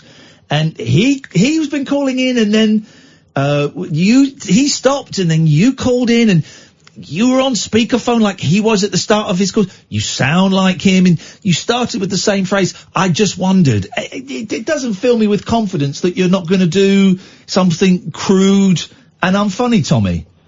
I'm definitely not. It's okay. He said he's definitely not. We're safe. Could he come off speaker though? Yeah, come off speaker, you absolute pudding. Okay, I think it's off. Yeah, it's off. No, it's not. Oh. Do you not know how to come off speaker, you idiot? Speaker's off. Is it off? Speaker's off, isn't it? He said to his friend. I'm pretty sure it's off. It's not. Your face isn't anywhere near your phone. Is it okay now? No. Now? No. Okay, I'll just leave it then. Yes, let's leave it then. Thanks very much, Tommy. Appreciate that. Really appreciate that, Anthony, Tommy, whatever your name is. Let's go to Dave. Good evening, Dave. Good evening. I hate everyone, and people are idiots. Hello, Ian. Hello, Kev. Here we go. You know the password. He's in. Come this way, brother. We have an empty room for you to sit in on your own and sulk in. Hey, man, how you doing? You been having a tough time? Yeah, but we don't want to talk about that, do we? Want to talk about the Beatles. All right, let's talk. That's what we want to do. I want to talk about the Beatles. Okay. I found some great bootlegs online. I've been listening to Abbey Road rehearsal sessions, which is basically them jamming Here Come the Sun King. Because and Octopus's Garden and all that. And then today I found a tape on YouTube of John Lennon, George Harrison and Ringo Starr and Klaus Voormann going through I Am the Greatest 4 times. Oh, right, yeah. I think I've probably got that great. in my heap and stuff. It's a weird it's a terrible song, I think. When I was in Liverpool. Do you know that song, Kath? Oh, I don't. Sounds like one of yours. There's two weird, yes, I have been listening to, the latest, what's the Beatles podcast you got me onto, Dave? Nothing is Real. Nothing is Real. Great, 2 great episodes out. But, there are 2, really odd, Ringo songs that are about the Beatles. One is I Am the Greatest, When I Was in Liverpool. And then there's the other one. It's called something like Sometime in 1971 or something. Early 1970. Do you know what? We're going to come back. When we come back from the news, we're going to play Early 1970 by Ringo Starr. It's a weird old song, but I like it. Anyway, David, what have you got for us? Yeah, just about that thing of seeing Beatles stuff played live, and it sort of comes alive. Robin Hitchcock used to do these gigs at the Three Kings in Clerkenwell, which doesn't exist anymore. Don't look for it. Where he used to get various heavy friends to play Beatles songs in their Beatles albums in their entirety. That's what it's all about. And one I saw about 10 years ago now, literally about 10 years ago now, was he did Abbey Road with Graham Coxon was in the band, Bedders from Madness and Terry Edwards and various other session people, and it was just seeing that stuff played live. It makes a difference, doesn't it? It breathes some. This is why Andy Partridge is wrong to say that he shouldn't play live.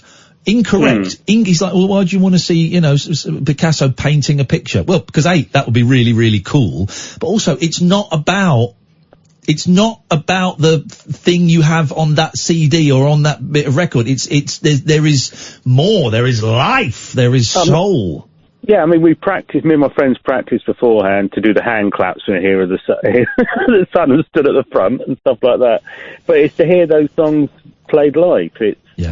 It's just a whole new thing, and you don't usually hear those songs played live, and hear it come back to you, and I always enjoyed those gigs because they were just, it just brought that stuff back to, and also most of those songs weren't played live, so. Yeah. I like the Beatles. I like the Beatles a lot, Dave, I'm going to say. I'm never going to go and see Yesterday, but, You're an idiot. You're an idiot. You're an idiot. Well, yeah. You're an idiot. Tell me why you won't go and see it. It's Tamwa. You know it's Tamwa from EastEnders. I didn't know it was Tamwa. There's a really interesting film to be made about a world without the Beatles. That's not it. So you're racist, is what you're saying? Yeah. Yeah, fair enough. Okay. So what? But honestly, you probably wouldn't like it.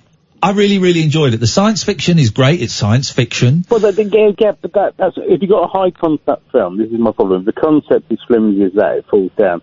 I understand in this film the Rolling Stones still exist. Right, well, hang on a minute. Let's be careful with spoilers. I might have to give one or two big spoilers. I haven't seen it. I might have to give one or two big spoilers, and I will press the dump button. So only me, you, Catherine, and Peter. Have you seen Yesterday?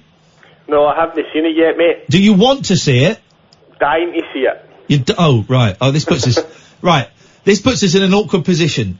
I know one of the big spoilers, so. All right, you know that spoiler. Yeah, but what? Scene, but all right, Peter. I've got to let you. Hang on a minute. Oh, this is tough. But we can do this. So, what worries you about it, Dave? Well, I understand the Rolling Stones still exist in this film, and they are the Rolling Stones as they are now. Yes. Not a blues band still playing Sunday afternoons because without the Beatles, they wouldn't have started songwriting. They wouldn't have had their first hit single. Et cetera, et cetera, et cetera. You got a problem with that, have you? Yes. Right. What's your problem? My problem is without. Do you enjoy a little program I like to call Doctor Who? Do you enjoy a little show called Doctor Who? Yeah, but there's still an internal logic within the time travel. What is the logic? What is the logic to the TARDIS? Dave, it's a science fiction film. Yeah, but it's a science. It's dumped. But I understand one of their songs is sung in it. No, okay, all right. Is that right? Right, okay. I'm gonna have to do a dump. I'm gonna do a dump. I have to say this within 10 seconds, and I dump it. Right. Yes, it's pivotal that he plays an Oasis song when he is a child, but then when he goes dumped. Yeah. Do you know the journalist Simon Price? Yes. Yes. Yeah, he put a thing the other day that a good film would be that someone wakes up, nobody's heard of the Beatles, but they have heard of Spies Like Us. Yeah, I thought I'd retweeted that.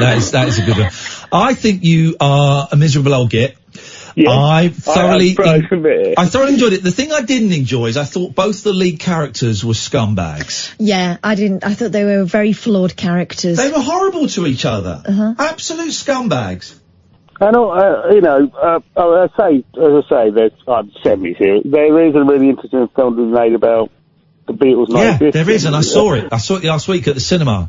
It's called Yesterday. How would Ed Sheeran exist if... It's science fiction! It doesn't matter! Possibly. There's one scene in it. I'm going to do... Peter, I'm really sorry. Is this ruining the film for you? You've just actually wasted the full film now. All right, okay. So I'm so sorry, Peter. Put your fingers in your ears for this last bit I'm going to dump, right?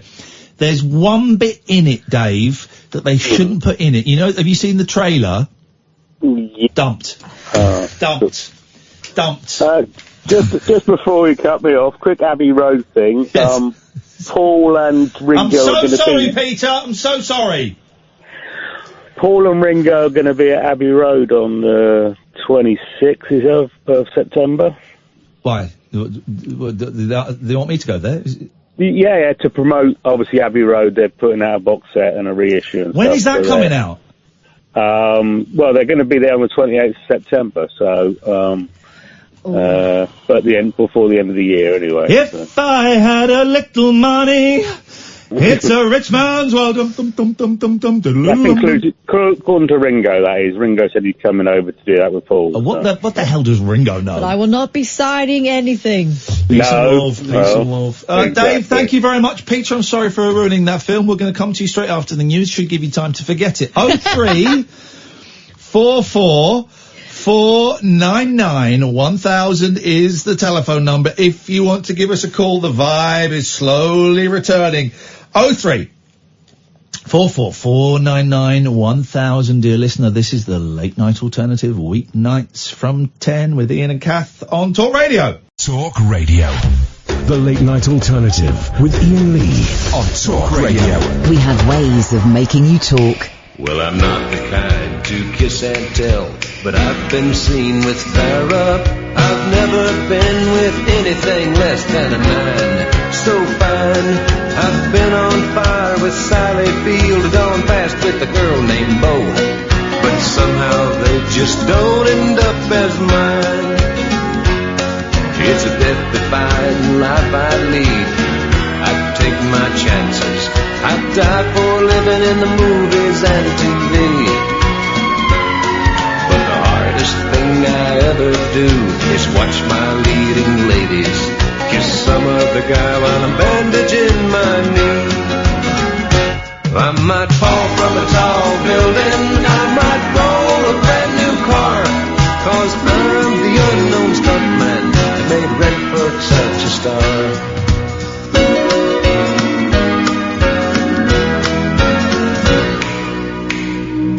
I've never spent much time in school, but I taught ladies plenty. It's true, I hire my body out for pay. Hey, hey, I've gotten burned over Cheryl Teague's, blown up for Raquel Welch.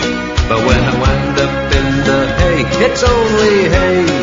Hey, hey, I might jump an open drawbridge or Tarzan from Here we go, yes, sir. 'Cause I'm the unknown stuntman that makes Eastwood look so fine.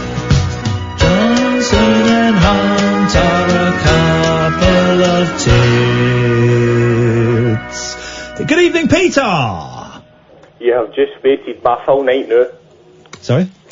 You've just wasted my full night. Why is that? Are you on speakerphone? No. What is going on? Why? Are you in the same room as your phone? What was that? What? Did you just squeak one out? Aye, for you. Thank you, brother. I appreciate it. I'm doing the same for you as a tribute. So what do you mean I've wasted your whole night? What are you talking about? Well, I was ready to come in and speak about something else, and then you just pulled that yesterday thing out, and I was like, oh, shit.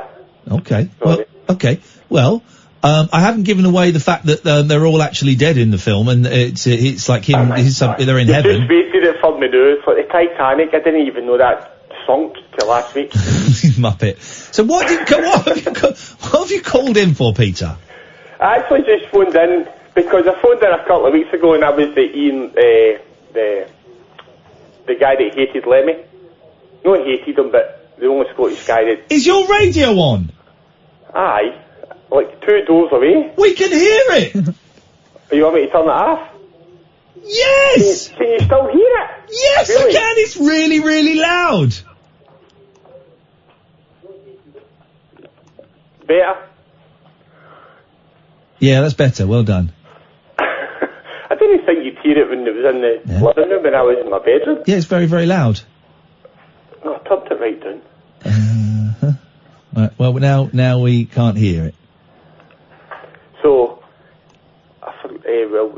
yesterday, like all these music Hello? films that's coming out, have you seen Rocket Man? No. No. And Bohemian Rhapsody, they're all amazing. Bohemian Rhapsody is not an amazing film. Oh, I quite liked it. Well, you're wrong. Bohemian Rhapsody is an amazing film. It's one of the worst films I've ever seen in my life. Are you kidding me on? No, I'm not kidding you on, Sunshine. When are you back up in Glasgow so we can have a discussion? We might be coming up later in the year or early next year. Well, we need to have that discussion. Oh, we will have a discussion. We will have that discussion, Mr. Lee. With our fists. Without fists. It's a terrible film. Kebabs and iron brew. Jeez, why are you playing up to your own racial stereotypes? Come on, you're better than that. I'm just saying how good these films are. It's a stinky film. The Elton John one I'm looking forward to a lot, though. Really? Gee, what is... I thought that was the worst of it. Well, you obviously haven't got any taste in film. That's why you like Bohemian Rhapsody. Well, I could say the same thing for you because you've not got any taste when you do these 80s nostalgia things. 80s. Do you remember it? So. Well, tell me something I like or don't like that I'm supposed to do the opposite. Well, I could go on YouTube and see all these 80s nostalgia things that you do. I love the 80s. Mate, I did those. Mate, I did those in 2001 when I was desperate for cash. 2001 or 2002 minutes ago, you still done them. Yes, right. And what is your problem with me going on? I like 1982. It wasn't in 1982. Well, I did quite a few of the years. Did you have a bad 1980s, Peter? Uh-huh. All right, okay. Triggering. But you can't say Bohemian Rhapsody is a bad film. Jesus. Okay, all right, fine. Bohemian, all right, okay. If you like Bohemian Rhapsody, well then that's great news for you. You've actually just gave up now, haven't you? I've given up. Yeah, all right. Bohemian Rhapsody's a great film. You're right. Well, I'm not saying it's a great film. I'm just saying, I don't know why you think it's a really bad. Because it's rubbish. What's rubbish about it? It's acted terribly, directed terribly. It's boring. It's factually incorrect. And you haven't seen Rocket Man yet? No. But well, Rocket Man is done like a musical. Every word you have just said, keep them in your wee your locker till you see that film then. I'm actually sending, hang on, weeknights I'm sending a really important email. It's how bored I am with your call. 10 p.m. You're always bored with my call. Whoa! And there you go. You can't use language like that. That is not his first name. The dump button is gonna, we're gonna need to get a new one. So, Elaine put me in this, and I've just emailed the person responsible for this. These things always strike me as quite sad. You'll find this quite sad.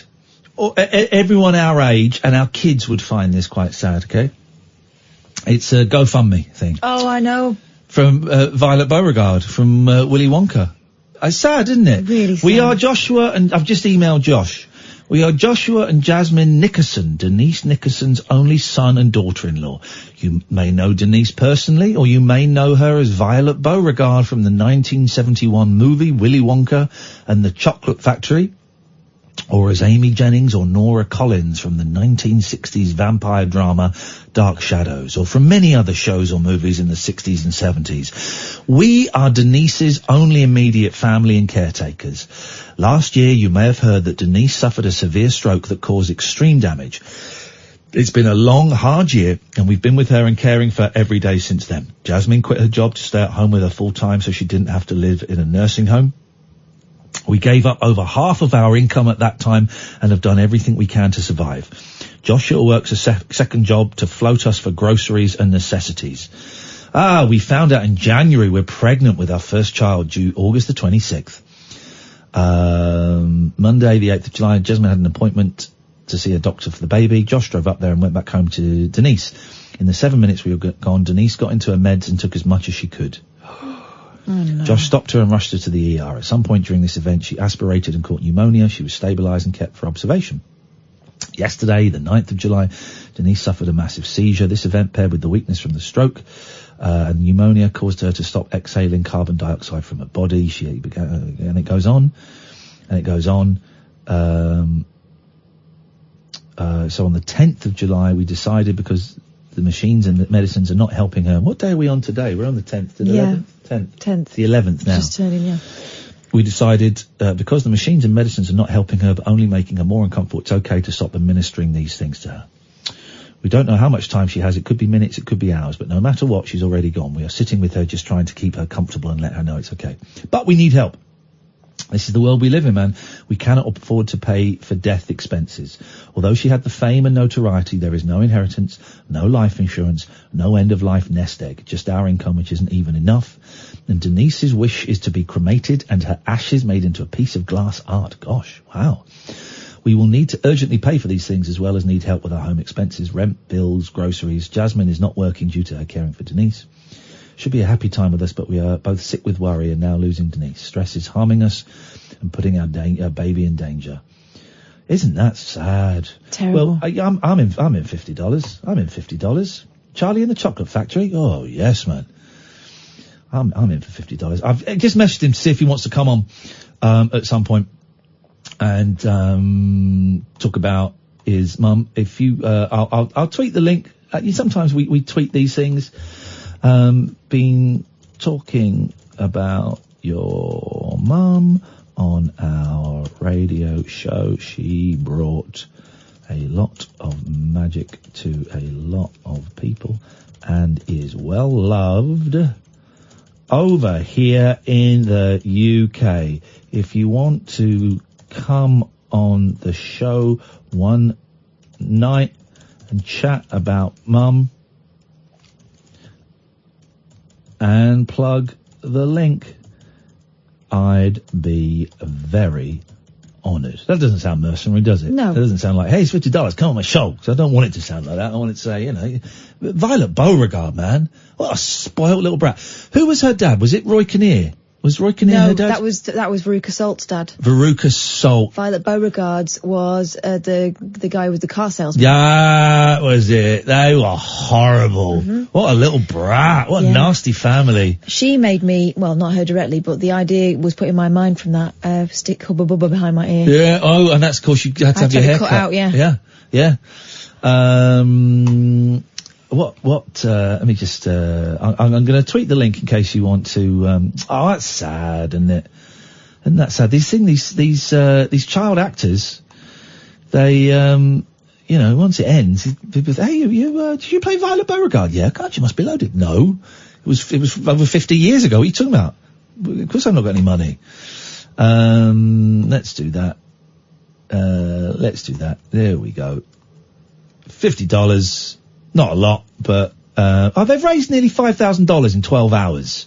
So that's something. That's something. I'll tweet it as well. If you feel up to it, you can do it. Right. 0344 499 1000. This is Talk Radio. Unmissable late night radio with the original king of unconventional conversation. Make contact with Iain Lee. The Late Night Alternative with Iain Lee on Talk Radio. Here we go. I'm getting suspicious. Don't say you're receiving rude DMs. Your DMs are shut. Here we go. Here we go. People. Oh, we go. There we go. That twat's back. Just people. Oh, God, I hate people. I hate people. Oh, dearie me. I don't believe anybody online. What have you got, Catherine Boyle? Police find a suspected felon after he passed wind so loudly he gave himself away. That was how I'm going to get caught. That's how I'm going to get caught. As police were searching for a suspect wanted on drug possession, the hidden person's location was given away after they suffered from a bout of loud flatulence. Well, nerds can do that, can't they? That'll do it. If you've got a felony warrant for your arrest, the cops are looking for you and you pass gas so loudly it gives up your hiding spot, you're definitely having a poop emoji day. Hashtag it happened, the Clay County Sheriff's Office posted their Facebook page. The department also posted images of police dogs which they used as part of their search methods in a wooded area in Liberty, Missouri. The city also got involved in the fart joke fun. On their Twitter account, they posted, thanks to the Clay County Sheriff's Office for airing out a wanted person's dirty laundry and fanning the flames. The post continued, the Liberty Police Department was surprised to see this incident slip out, which stinks for the arrestee. Fortunately, no one was injured during his arrest. We've got to give props to Liberty PD for using their senses to sniff him out, said the Sheriff's Department to Fox 2 St. Louis. No name's been provided for the suspect and authorities have yet to release more information. Police say no one was injured during the arrest. Apart from his... can you hear the Hoover? Listen. It's the Hoover. Yes. Hiya! Hello, ladies! I like this cleaner. The cleaners here are the best. smiliest, the best, loveliest women. The best. Let's do a Periscope. Let's do a Periscope. Let's do it. Let's do a Periscope. I don't understand what's going on. Right, let's do a Periscope. So we're going to do a Periscope love bomb. And we're going to find something, because what we're getting is idiots on Twitter, idiots who are making stuff up and hearing stuff that isn't actually happening. We're getting idiots on phoning in. We've got Anthony phoning in as Tommy again for the umpteenth time. You're not getting on, dude. You know, unlucky, but you're not getting on. It's just not happening. Everyone, and just, listen, I've not blocked anyone. Everyone chill out, Annabelle. Just chill out. Everyone chill out. You're making me sound like a person I'm really not. I'm not. I've spoken very accurately, not quoted what has gone on. I don't hold any hard feelings. I've just found some of your tweets have been sexually aggressive towards Catherine and it's made me very uncomfortable. That's okay. I don't believe you're receiving rude and disgusting DMs from people who I don't know, because your DMs are shut. Sam, you're getting blocked because your tweets have been annoying all night and that one was slightly racist. It's great. It's fine. Twitter, isn't it? Right. So we're going to go on Periscope. We're going to see if we can find a lonely person and see if we can... Tonight's show's not... I'm giving tonight's show a 3 out of 1 million. It's not one of the great shows, but it's all right. It will do, but it's not one of the greatest. But so we're kind of using a few old... Where is Periscope on my thing? Here it is. We're using a few old, kind of hackneyed, slightly lazy things. Right. Here's the thing you can do. Buckle up. Let's go to a live broadcast. Let's just see if it takes us somewhere completely random. Oh, no, they've got 161 people. I don't really want those. Let's try. See, there's no one really doing it. Let's try. Okay, there's one called Chill Tings, but I don't know. Let's try this one. This is a different one. Hang on. I went into the scope. Yeah, he told me. Yeah. I had no idea who Rico was. Okay, I don't know. That's boring. Let's try Chill Tings. Oh. I can see why he's called Chill Tings. Why? He's got a joint stuck in his guitar head. He's got a doobie on the go. There we go. He's got little doobs on the go.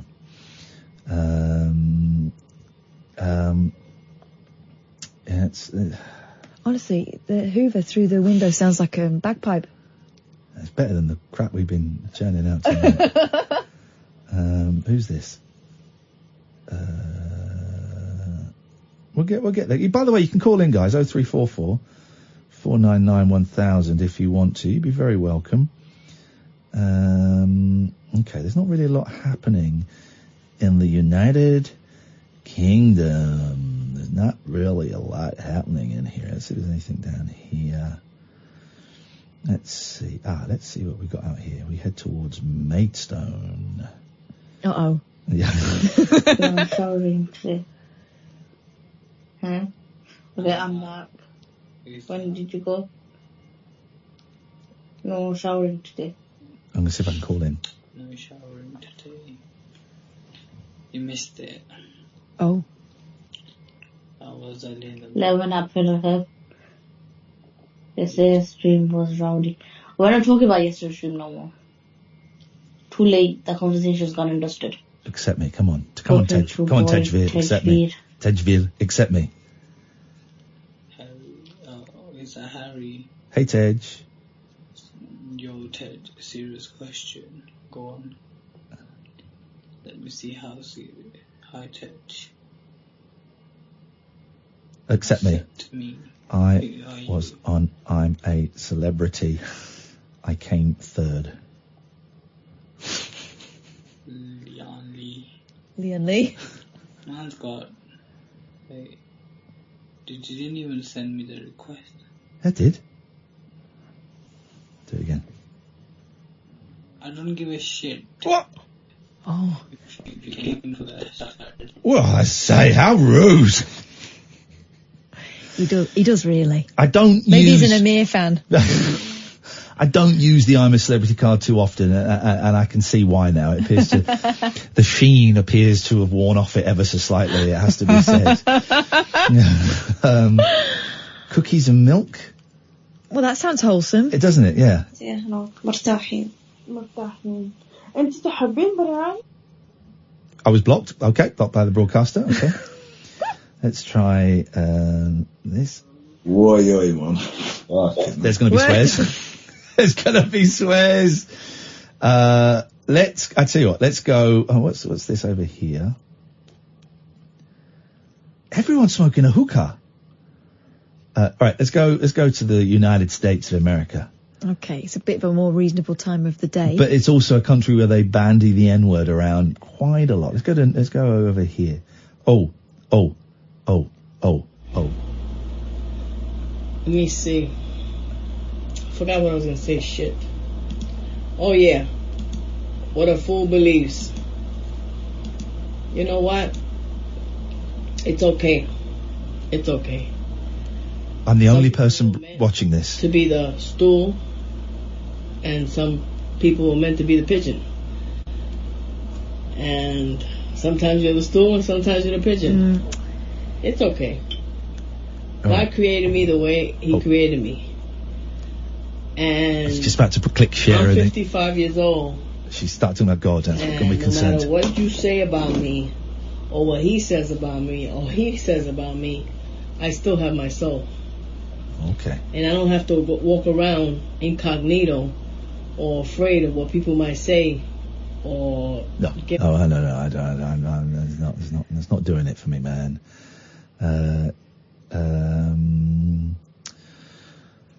Isn't it funny? Sometimes you just get those shows where nothing quite works. And that's okay. That's okay. Let's see.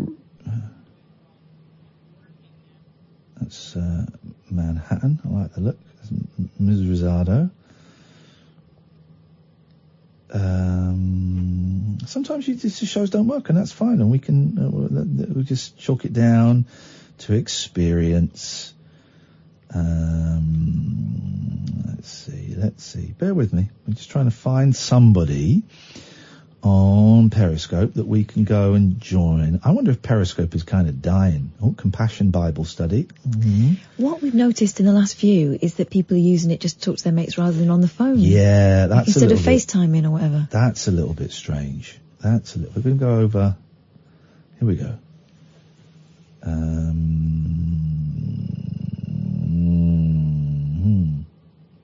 There's a lot of basketball games being streamed. And religious Oh, here we go. This could be something. No viewers. This could be something. Come on. Connect. It might not be something, but it could be something. Right, the phone's up. But people are saying that they've tried to phone. Sheila says, you asked for callers, I phoned.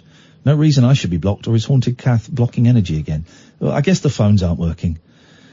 There's not really a lot. Well, unless they email me and we phone out.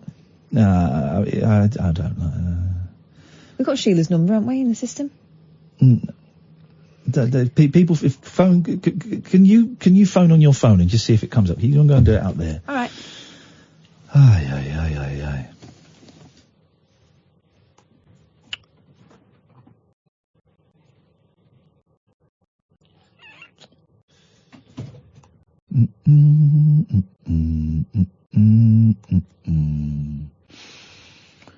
Tempted just to go home. I mean, it really, silence would be better than oh gosh, what is this?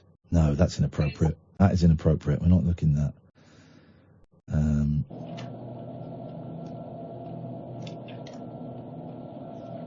So we've got an old guy with a big beard, glasses. I think he's on an aeroplane. No, he's in a car. Okay, that was boring. Let's try this one.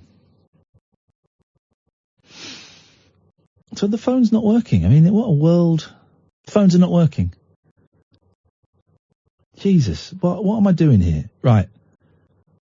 Can you fault report it? That's not you. Is that you? Is that you?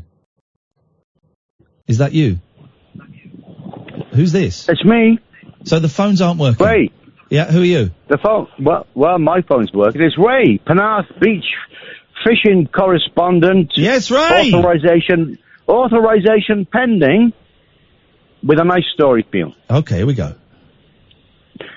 Well, I was down here fishing Monday evening, and there was a family sat nearby me, and they had a son of about, 6 or 7, and he was paddling, and a plastic Coke bottle came floating by, and he waded in to get it, and all the time he was trying to grasp it, he was saying, "Save the turtles!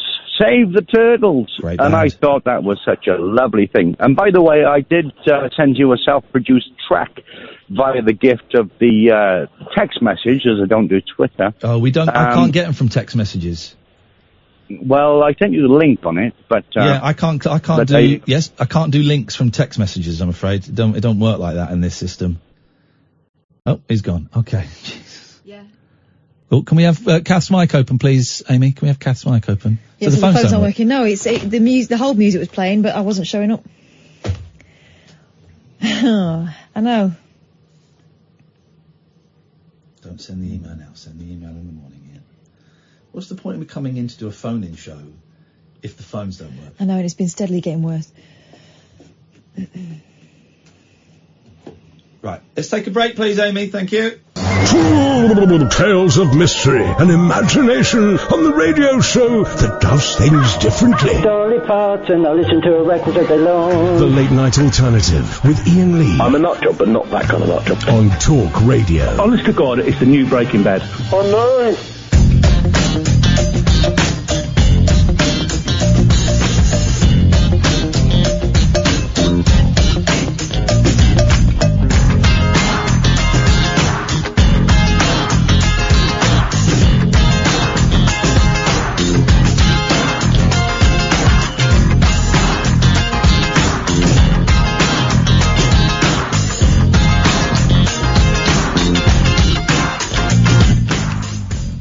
Phones aren't working. That would explain the lack of vibe and, I don't know, the lack of calls.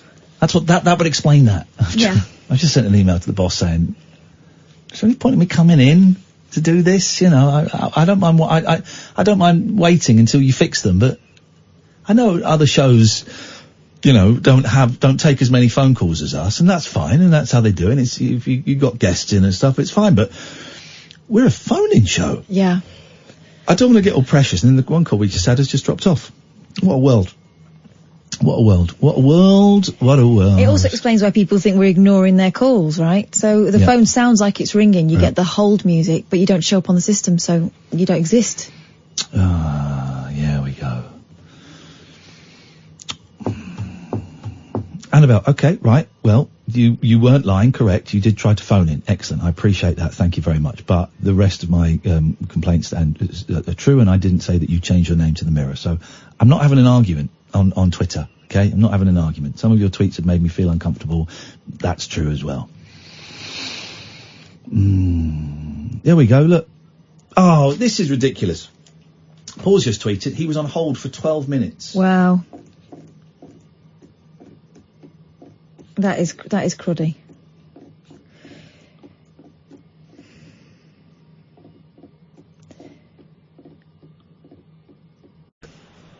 Hi. That is cruddy. Can I speak to Iain, please? You're speaking to Iain. You're live on the radio now. Oh, great. I'll turn my radio off. Please do. Thank you, sir. What have you got for us tonight, David? I'd just like to see what a great show it is like. I like the show, like, and well, you played my favourite theme tune like that. Well, I'm glad you enjoyed it. Tonight's not been a great show, but I'm glad you're enjoying it. You played my favourite tune to the Fall Guy. I love it. Oh, it's a great song, isn't it? It is, yeah. Well, I'm glad you enjoyed it. I bought the TV series on DVD. Does it stand the test of time? Yeah, it does. Well, then there you go. Everyone's having a great time. Everyone's watching stunts. And I'm excited for you, and I am happy for you. Can I come round and watch it? Yeah, definitely. Nice one, man. Thank you. All right. Anything else, David? I was going to ask you, did you watch that with Boris Johnson and Hunt last night? Did you watch that on the telly, did you? No, we had it on in the background. We could hear it, but it was just two smug gits who are better than you and better than me, just waving their tiny metaphorical Eton willies around. That's all it was. It was. I think we're in a mess, to be honest, aren't we? We're screwed, Dave. We need the Fall Guy as the Prime Minister. We do. I don't fancy either of them, to be honest. I don't. No, I think, mate, we're in a terrible situation, but we're going to get the Prime Minister that we deserve, a self-serving scumbag. I wish Theresa May was staying. Oh God, I mean, yeah. Well, Dave, thank you very much for that. 03444991000. Listen, here's the thing: if you're on hold for more than 30 seconds, put the phone down. We can't see you. We can't see you. We've got wait. Let's explain this. So I've got a system here called what's it called? Phonebox. Which, it used to be good 10 years ago. It used to be great. Then they tried to add too many features to it, and now it's pony. And I have 10 lines. Line number 10 is now being used by Amy to wake up the engineers again, who must hate this show. Tough. I hate not having, phones. I have seen,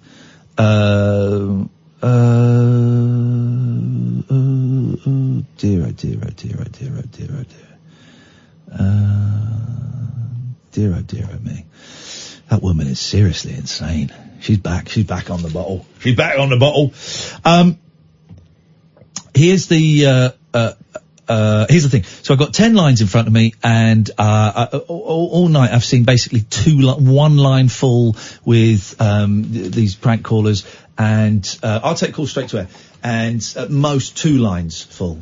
And that should have set my spidey senses off, thinking, oh, maybe there's something wrong. But of course, my low self-esteem made me think no one wants to call the show. Hello, line 1, you're on the wireless.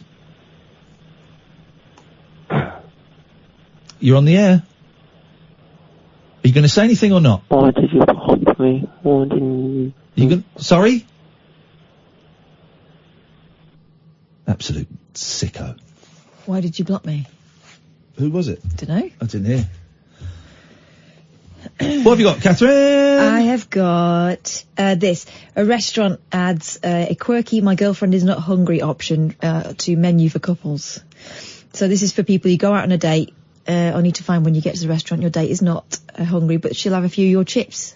Yeah. That scenario. Okay. Okay. Mama's Diner, Little Rock, Arkansas, has added a very special and unusual offering to their menu, and they call it My Girlfriend Is Not Hungry. The hilarious promotion is listed under the side dishes on the menu, and it allows the person to add a few extra items of food to their order for their friend or partner to steal / Here we enjoy. go. I'm in. Right.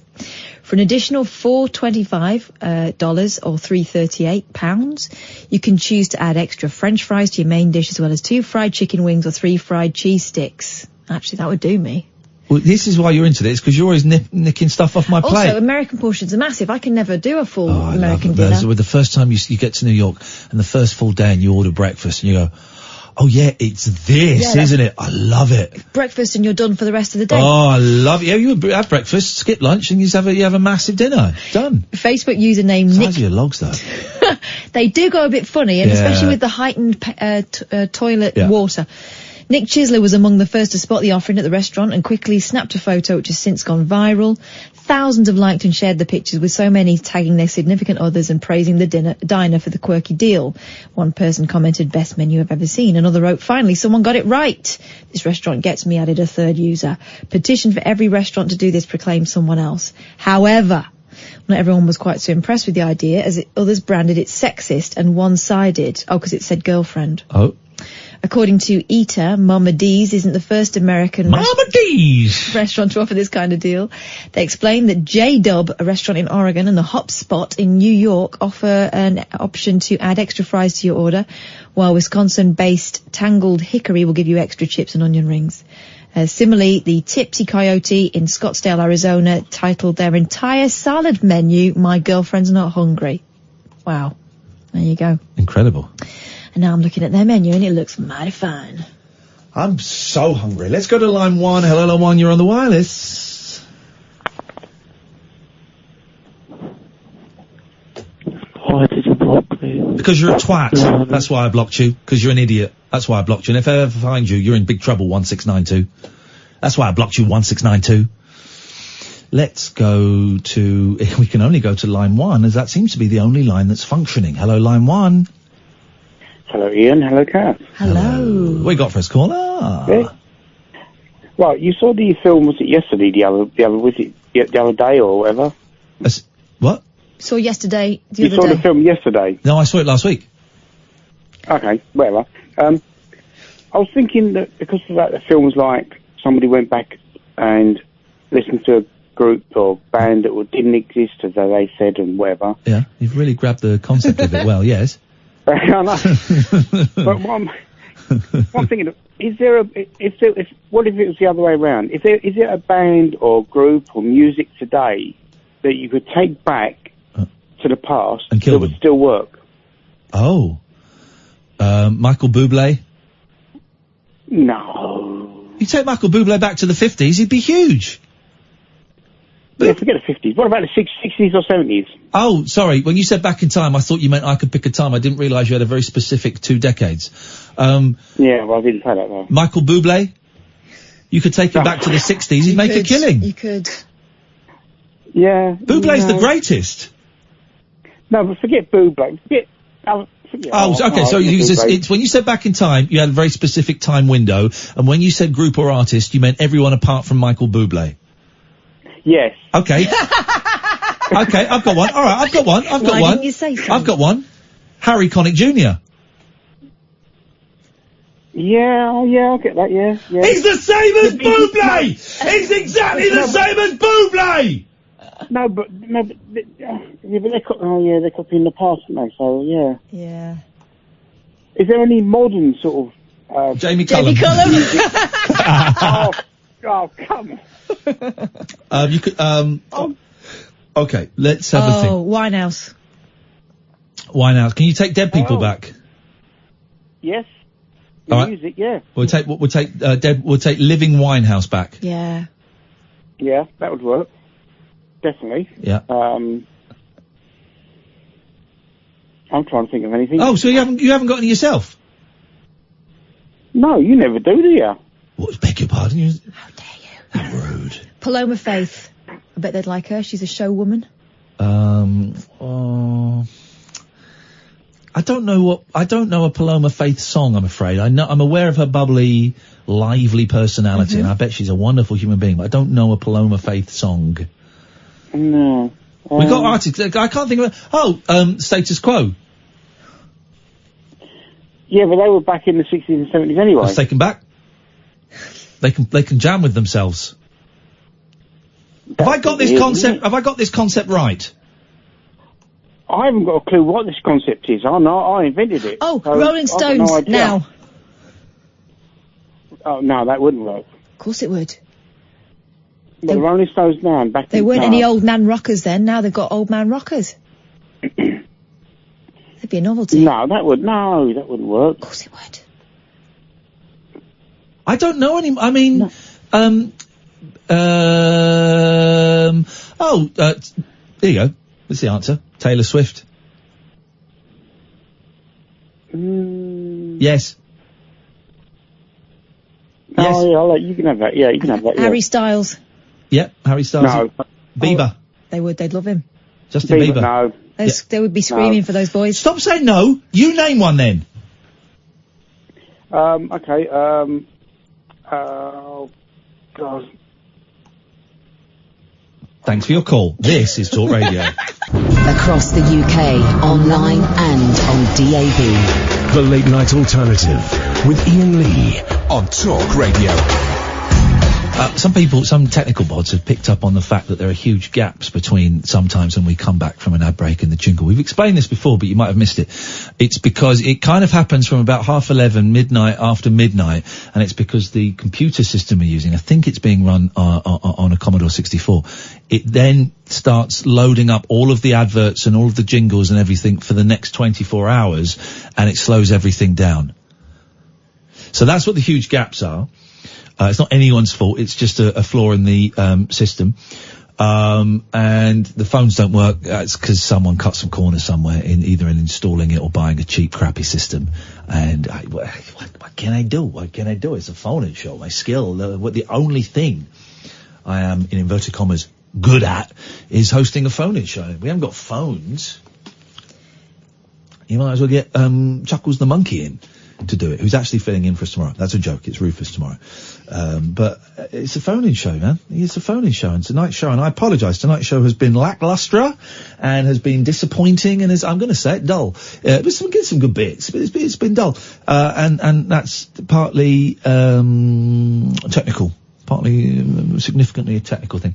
If I see calls come up, I'm going to take and grab them straight to air. So if you want to try it, you can. But if you'll wait for more than 30 seconds, you're on hold for more than 30 seconds, then hang up. Yeah. And also I get it totally if you don't want to pick up the phone because you think, well, why am I going to pick up the phone? It's going to cost me money.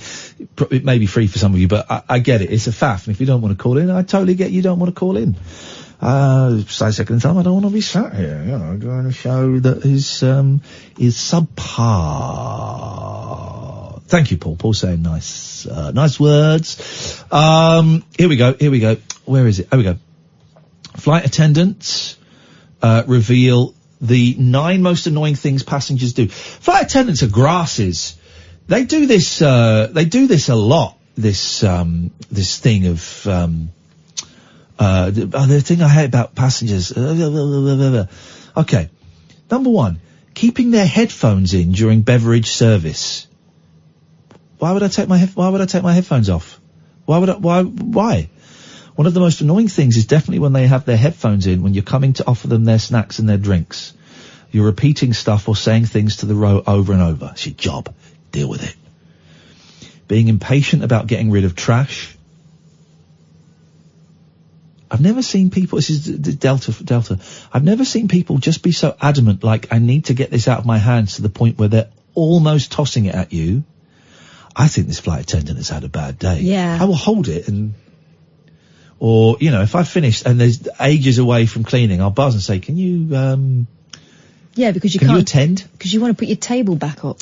Or they're walking all the way to the back of the plane to hand you their trash. Yeah, so they're helping you out. Not obeying the seatbelt light. I think one of the biggest one for me, says a United Airlines flight attendant, is when people don't take the seatbelt sign seriously. I don't respect the seatbelt sign. As soon as we've touched down, even if we're moving, that seatbelt comes off. I can do it silently. I don't respect the seatbelt sign. I don't respect it. What does it do? What does it do? It's for if you crash. That's all it is. It's all the seatbelt is for. It's for if you crash, they can identify your bodies by looking at the, is it the manifest? Yeah. That's it. So if you crash and you don't got your seatbelt on, you'll be at the other end of the plane. There'll be bodies everywhere. If you got your seatbelt on and you crash, you go right 36C. Okay, that's Tony Miller. 36B. That's his mum, Cheryl Miller. That's all it's for. You know, that's why they make you lift the blinds when you're landing. Why? In case anything happens on the way down. They can look in and see if anyone's alive in there. Oh, really? Is that what that's for? And that's what the brace position is for. We put your head between your legs is to protect your teeth, for dental records. It's not for your safety. I hate to break it to you guys. It's not for your safety. Seatbelt, seriously. It's one thing for a grown woman or grown man to stand up, and you've got to do what you've got to do if you've got to go to the bathroom or something. But a lot of times it'll be pretty bumpy, and they'll let their 2-year-old just stand up and wander around the aircraft. Grow up. Playing musical chairs with seat assignments. The most annoying thing passengers do, so is the engineers phoning in, so tempted to answer it and just scream. The most annoying thing passengers do is when they play musical chairs and just kind of decide where they're going to sit instead of following a seat number on a boarding pass. Sometimes they think it's free for all seating, and we definitely have assigned seats. I'm going to say it, right? Those internal flights in America, they are grumpy on there. Yeah, but you can sit wherever you want. Yeah, but also they have been back and forth all day, haven't they? Tough. And they are grumpy. Tough. Is that him phoning up to tell us the phones are working? Right, and when's it going to break next time? Jesus, that's it. Did he apologise? Did he say anything? No. Just phones are working now. Thanks, Chris. Oh, great, we've got 6 minutes of the show to go and the phones are working. Brilliant. Brilliant. We're in. We're in. Yes, man, we've got 6 minutes of the show and the phones are working. This is brilliant. Right. Here we go. Here we go. The phones are working. We got 6 minutes of the show, guys. Sorry, 5 minutes of the show, guys. And now the phones are working. Here we go. Yes, man. Right, 0344. Forget that computer's closed. That's gone. Forget the flight attendants. Here we go. 0344 499 1000. Come on, guys. Yeah, here we go. We got a phone call. Let's take these the phones are working. Line 1, the phones are working. Hello, it's Paul Ross. I don't think the phones are working. Paul, you're banned from this show, and you know it. You're banned. Here we go. We got a phone call. Let's go to line 1. The phones are working. Oh, it is working. All right. Yeah, thank you very much indeed. Let's carry on. 0344 499 1000. The phones are working, guys. This is awesome news. We've got 4 minutes of the show left. And we've phone up and say goodbye. Here we go. The phones is working. Goodbye, line 1. Line 1? Hello? Goodbye. Are you there, man? Yeah. Let's go. This is great. We got a show now. Now we got a show, guys. Now we got a show. Line 2, goodbye.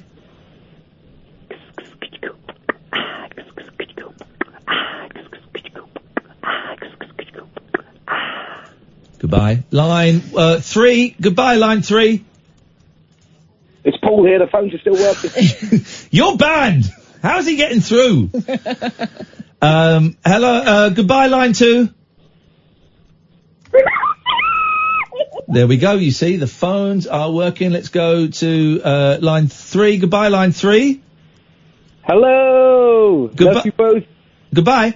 0344 499 1000. Phone up and say goodbye to the show. It's as simple as that. We have got phones for the last 4 minutes of a phone-in show. And what difference it makes. What a difference a phone makes. Means we can take some calls on a phone-in show. Ah, yeah. there. 0344 499 1000 is the telephone number. We have got 3 minutes of show, and we really got to squeeze as many of these phone calls as we can. We want to say goodbye to everyone. We want to say goodbye to everyone.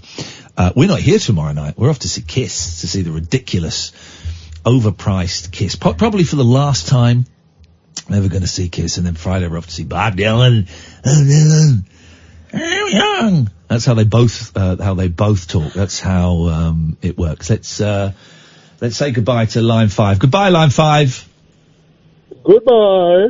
There we go. You see, at last someone gets it. Someone gets it. Let's say goodbye to line 6. Goodbye, line 6. Yeah, goodbye to you.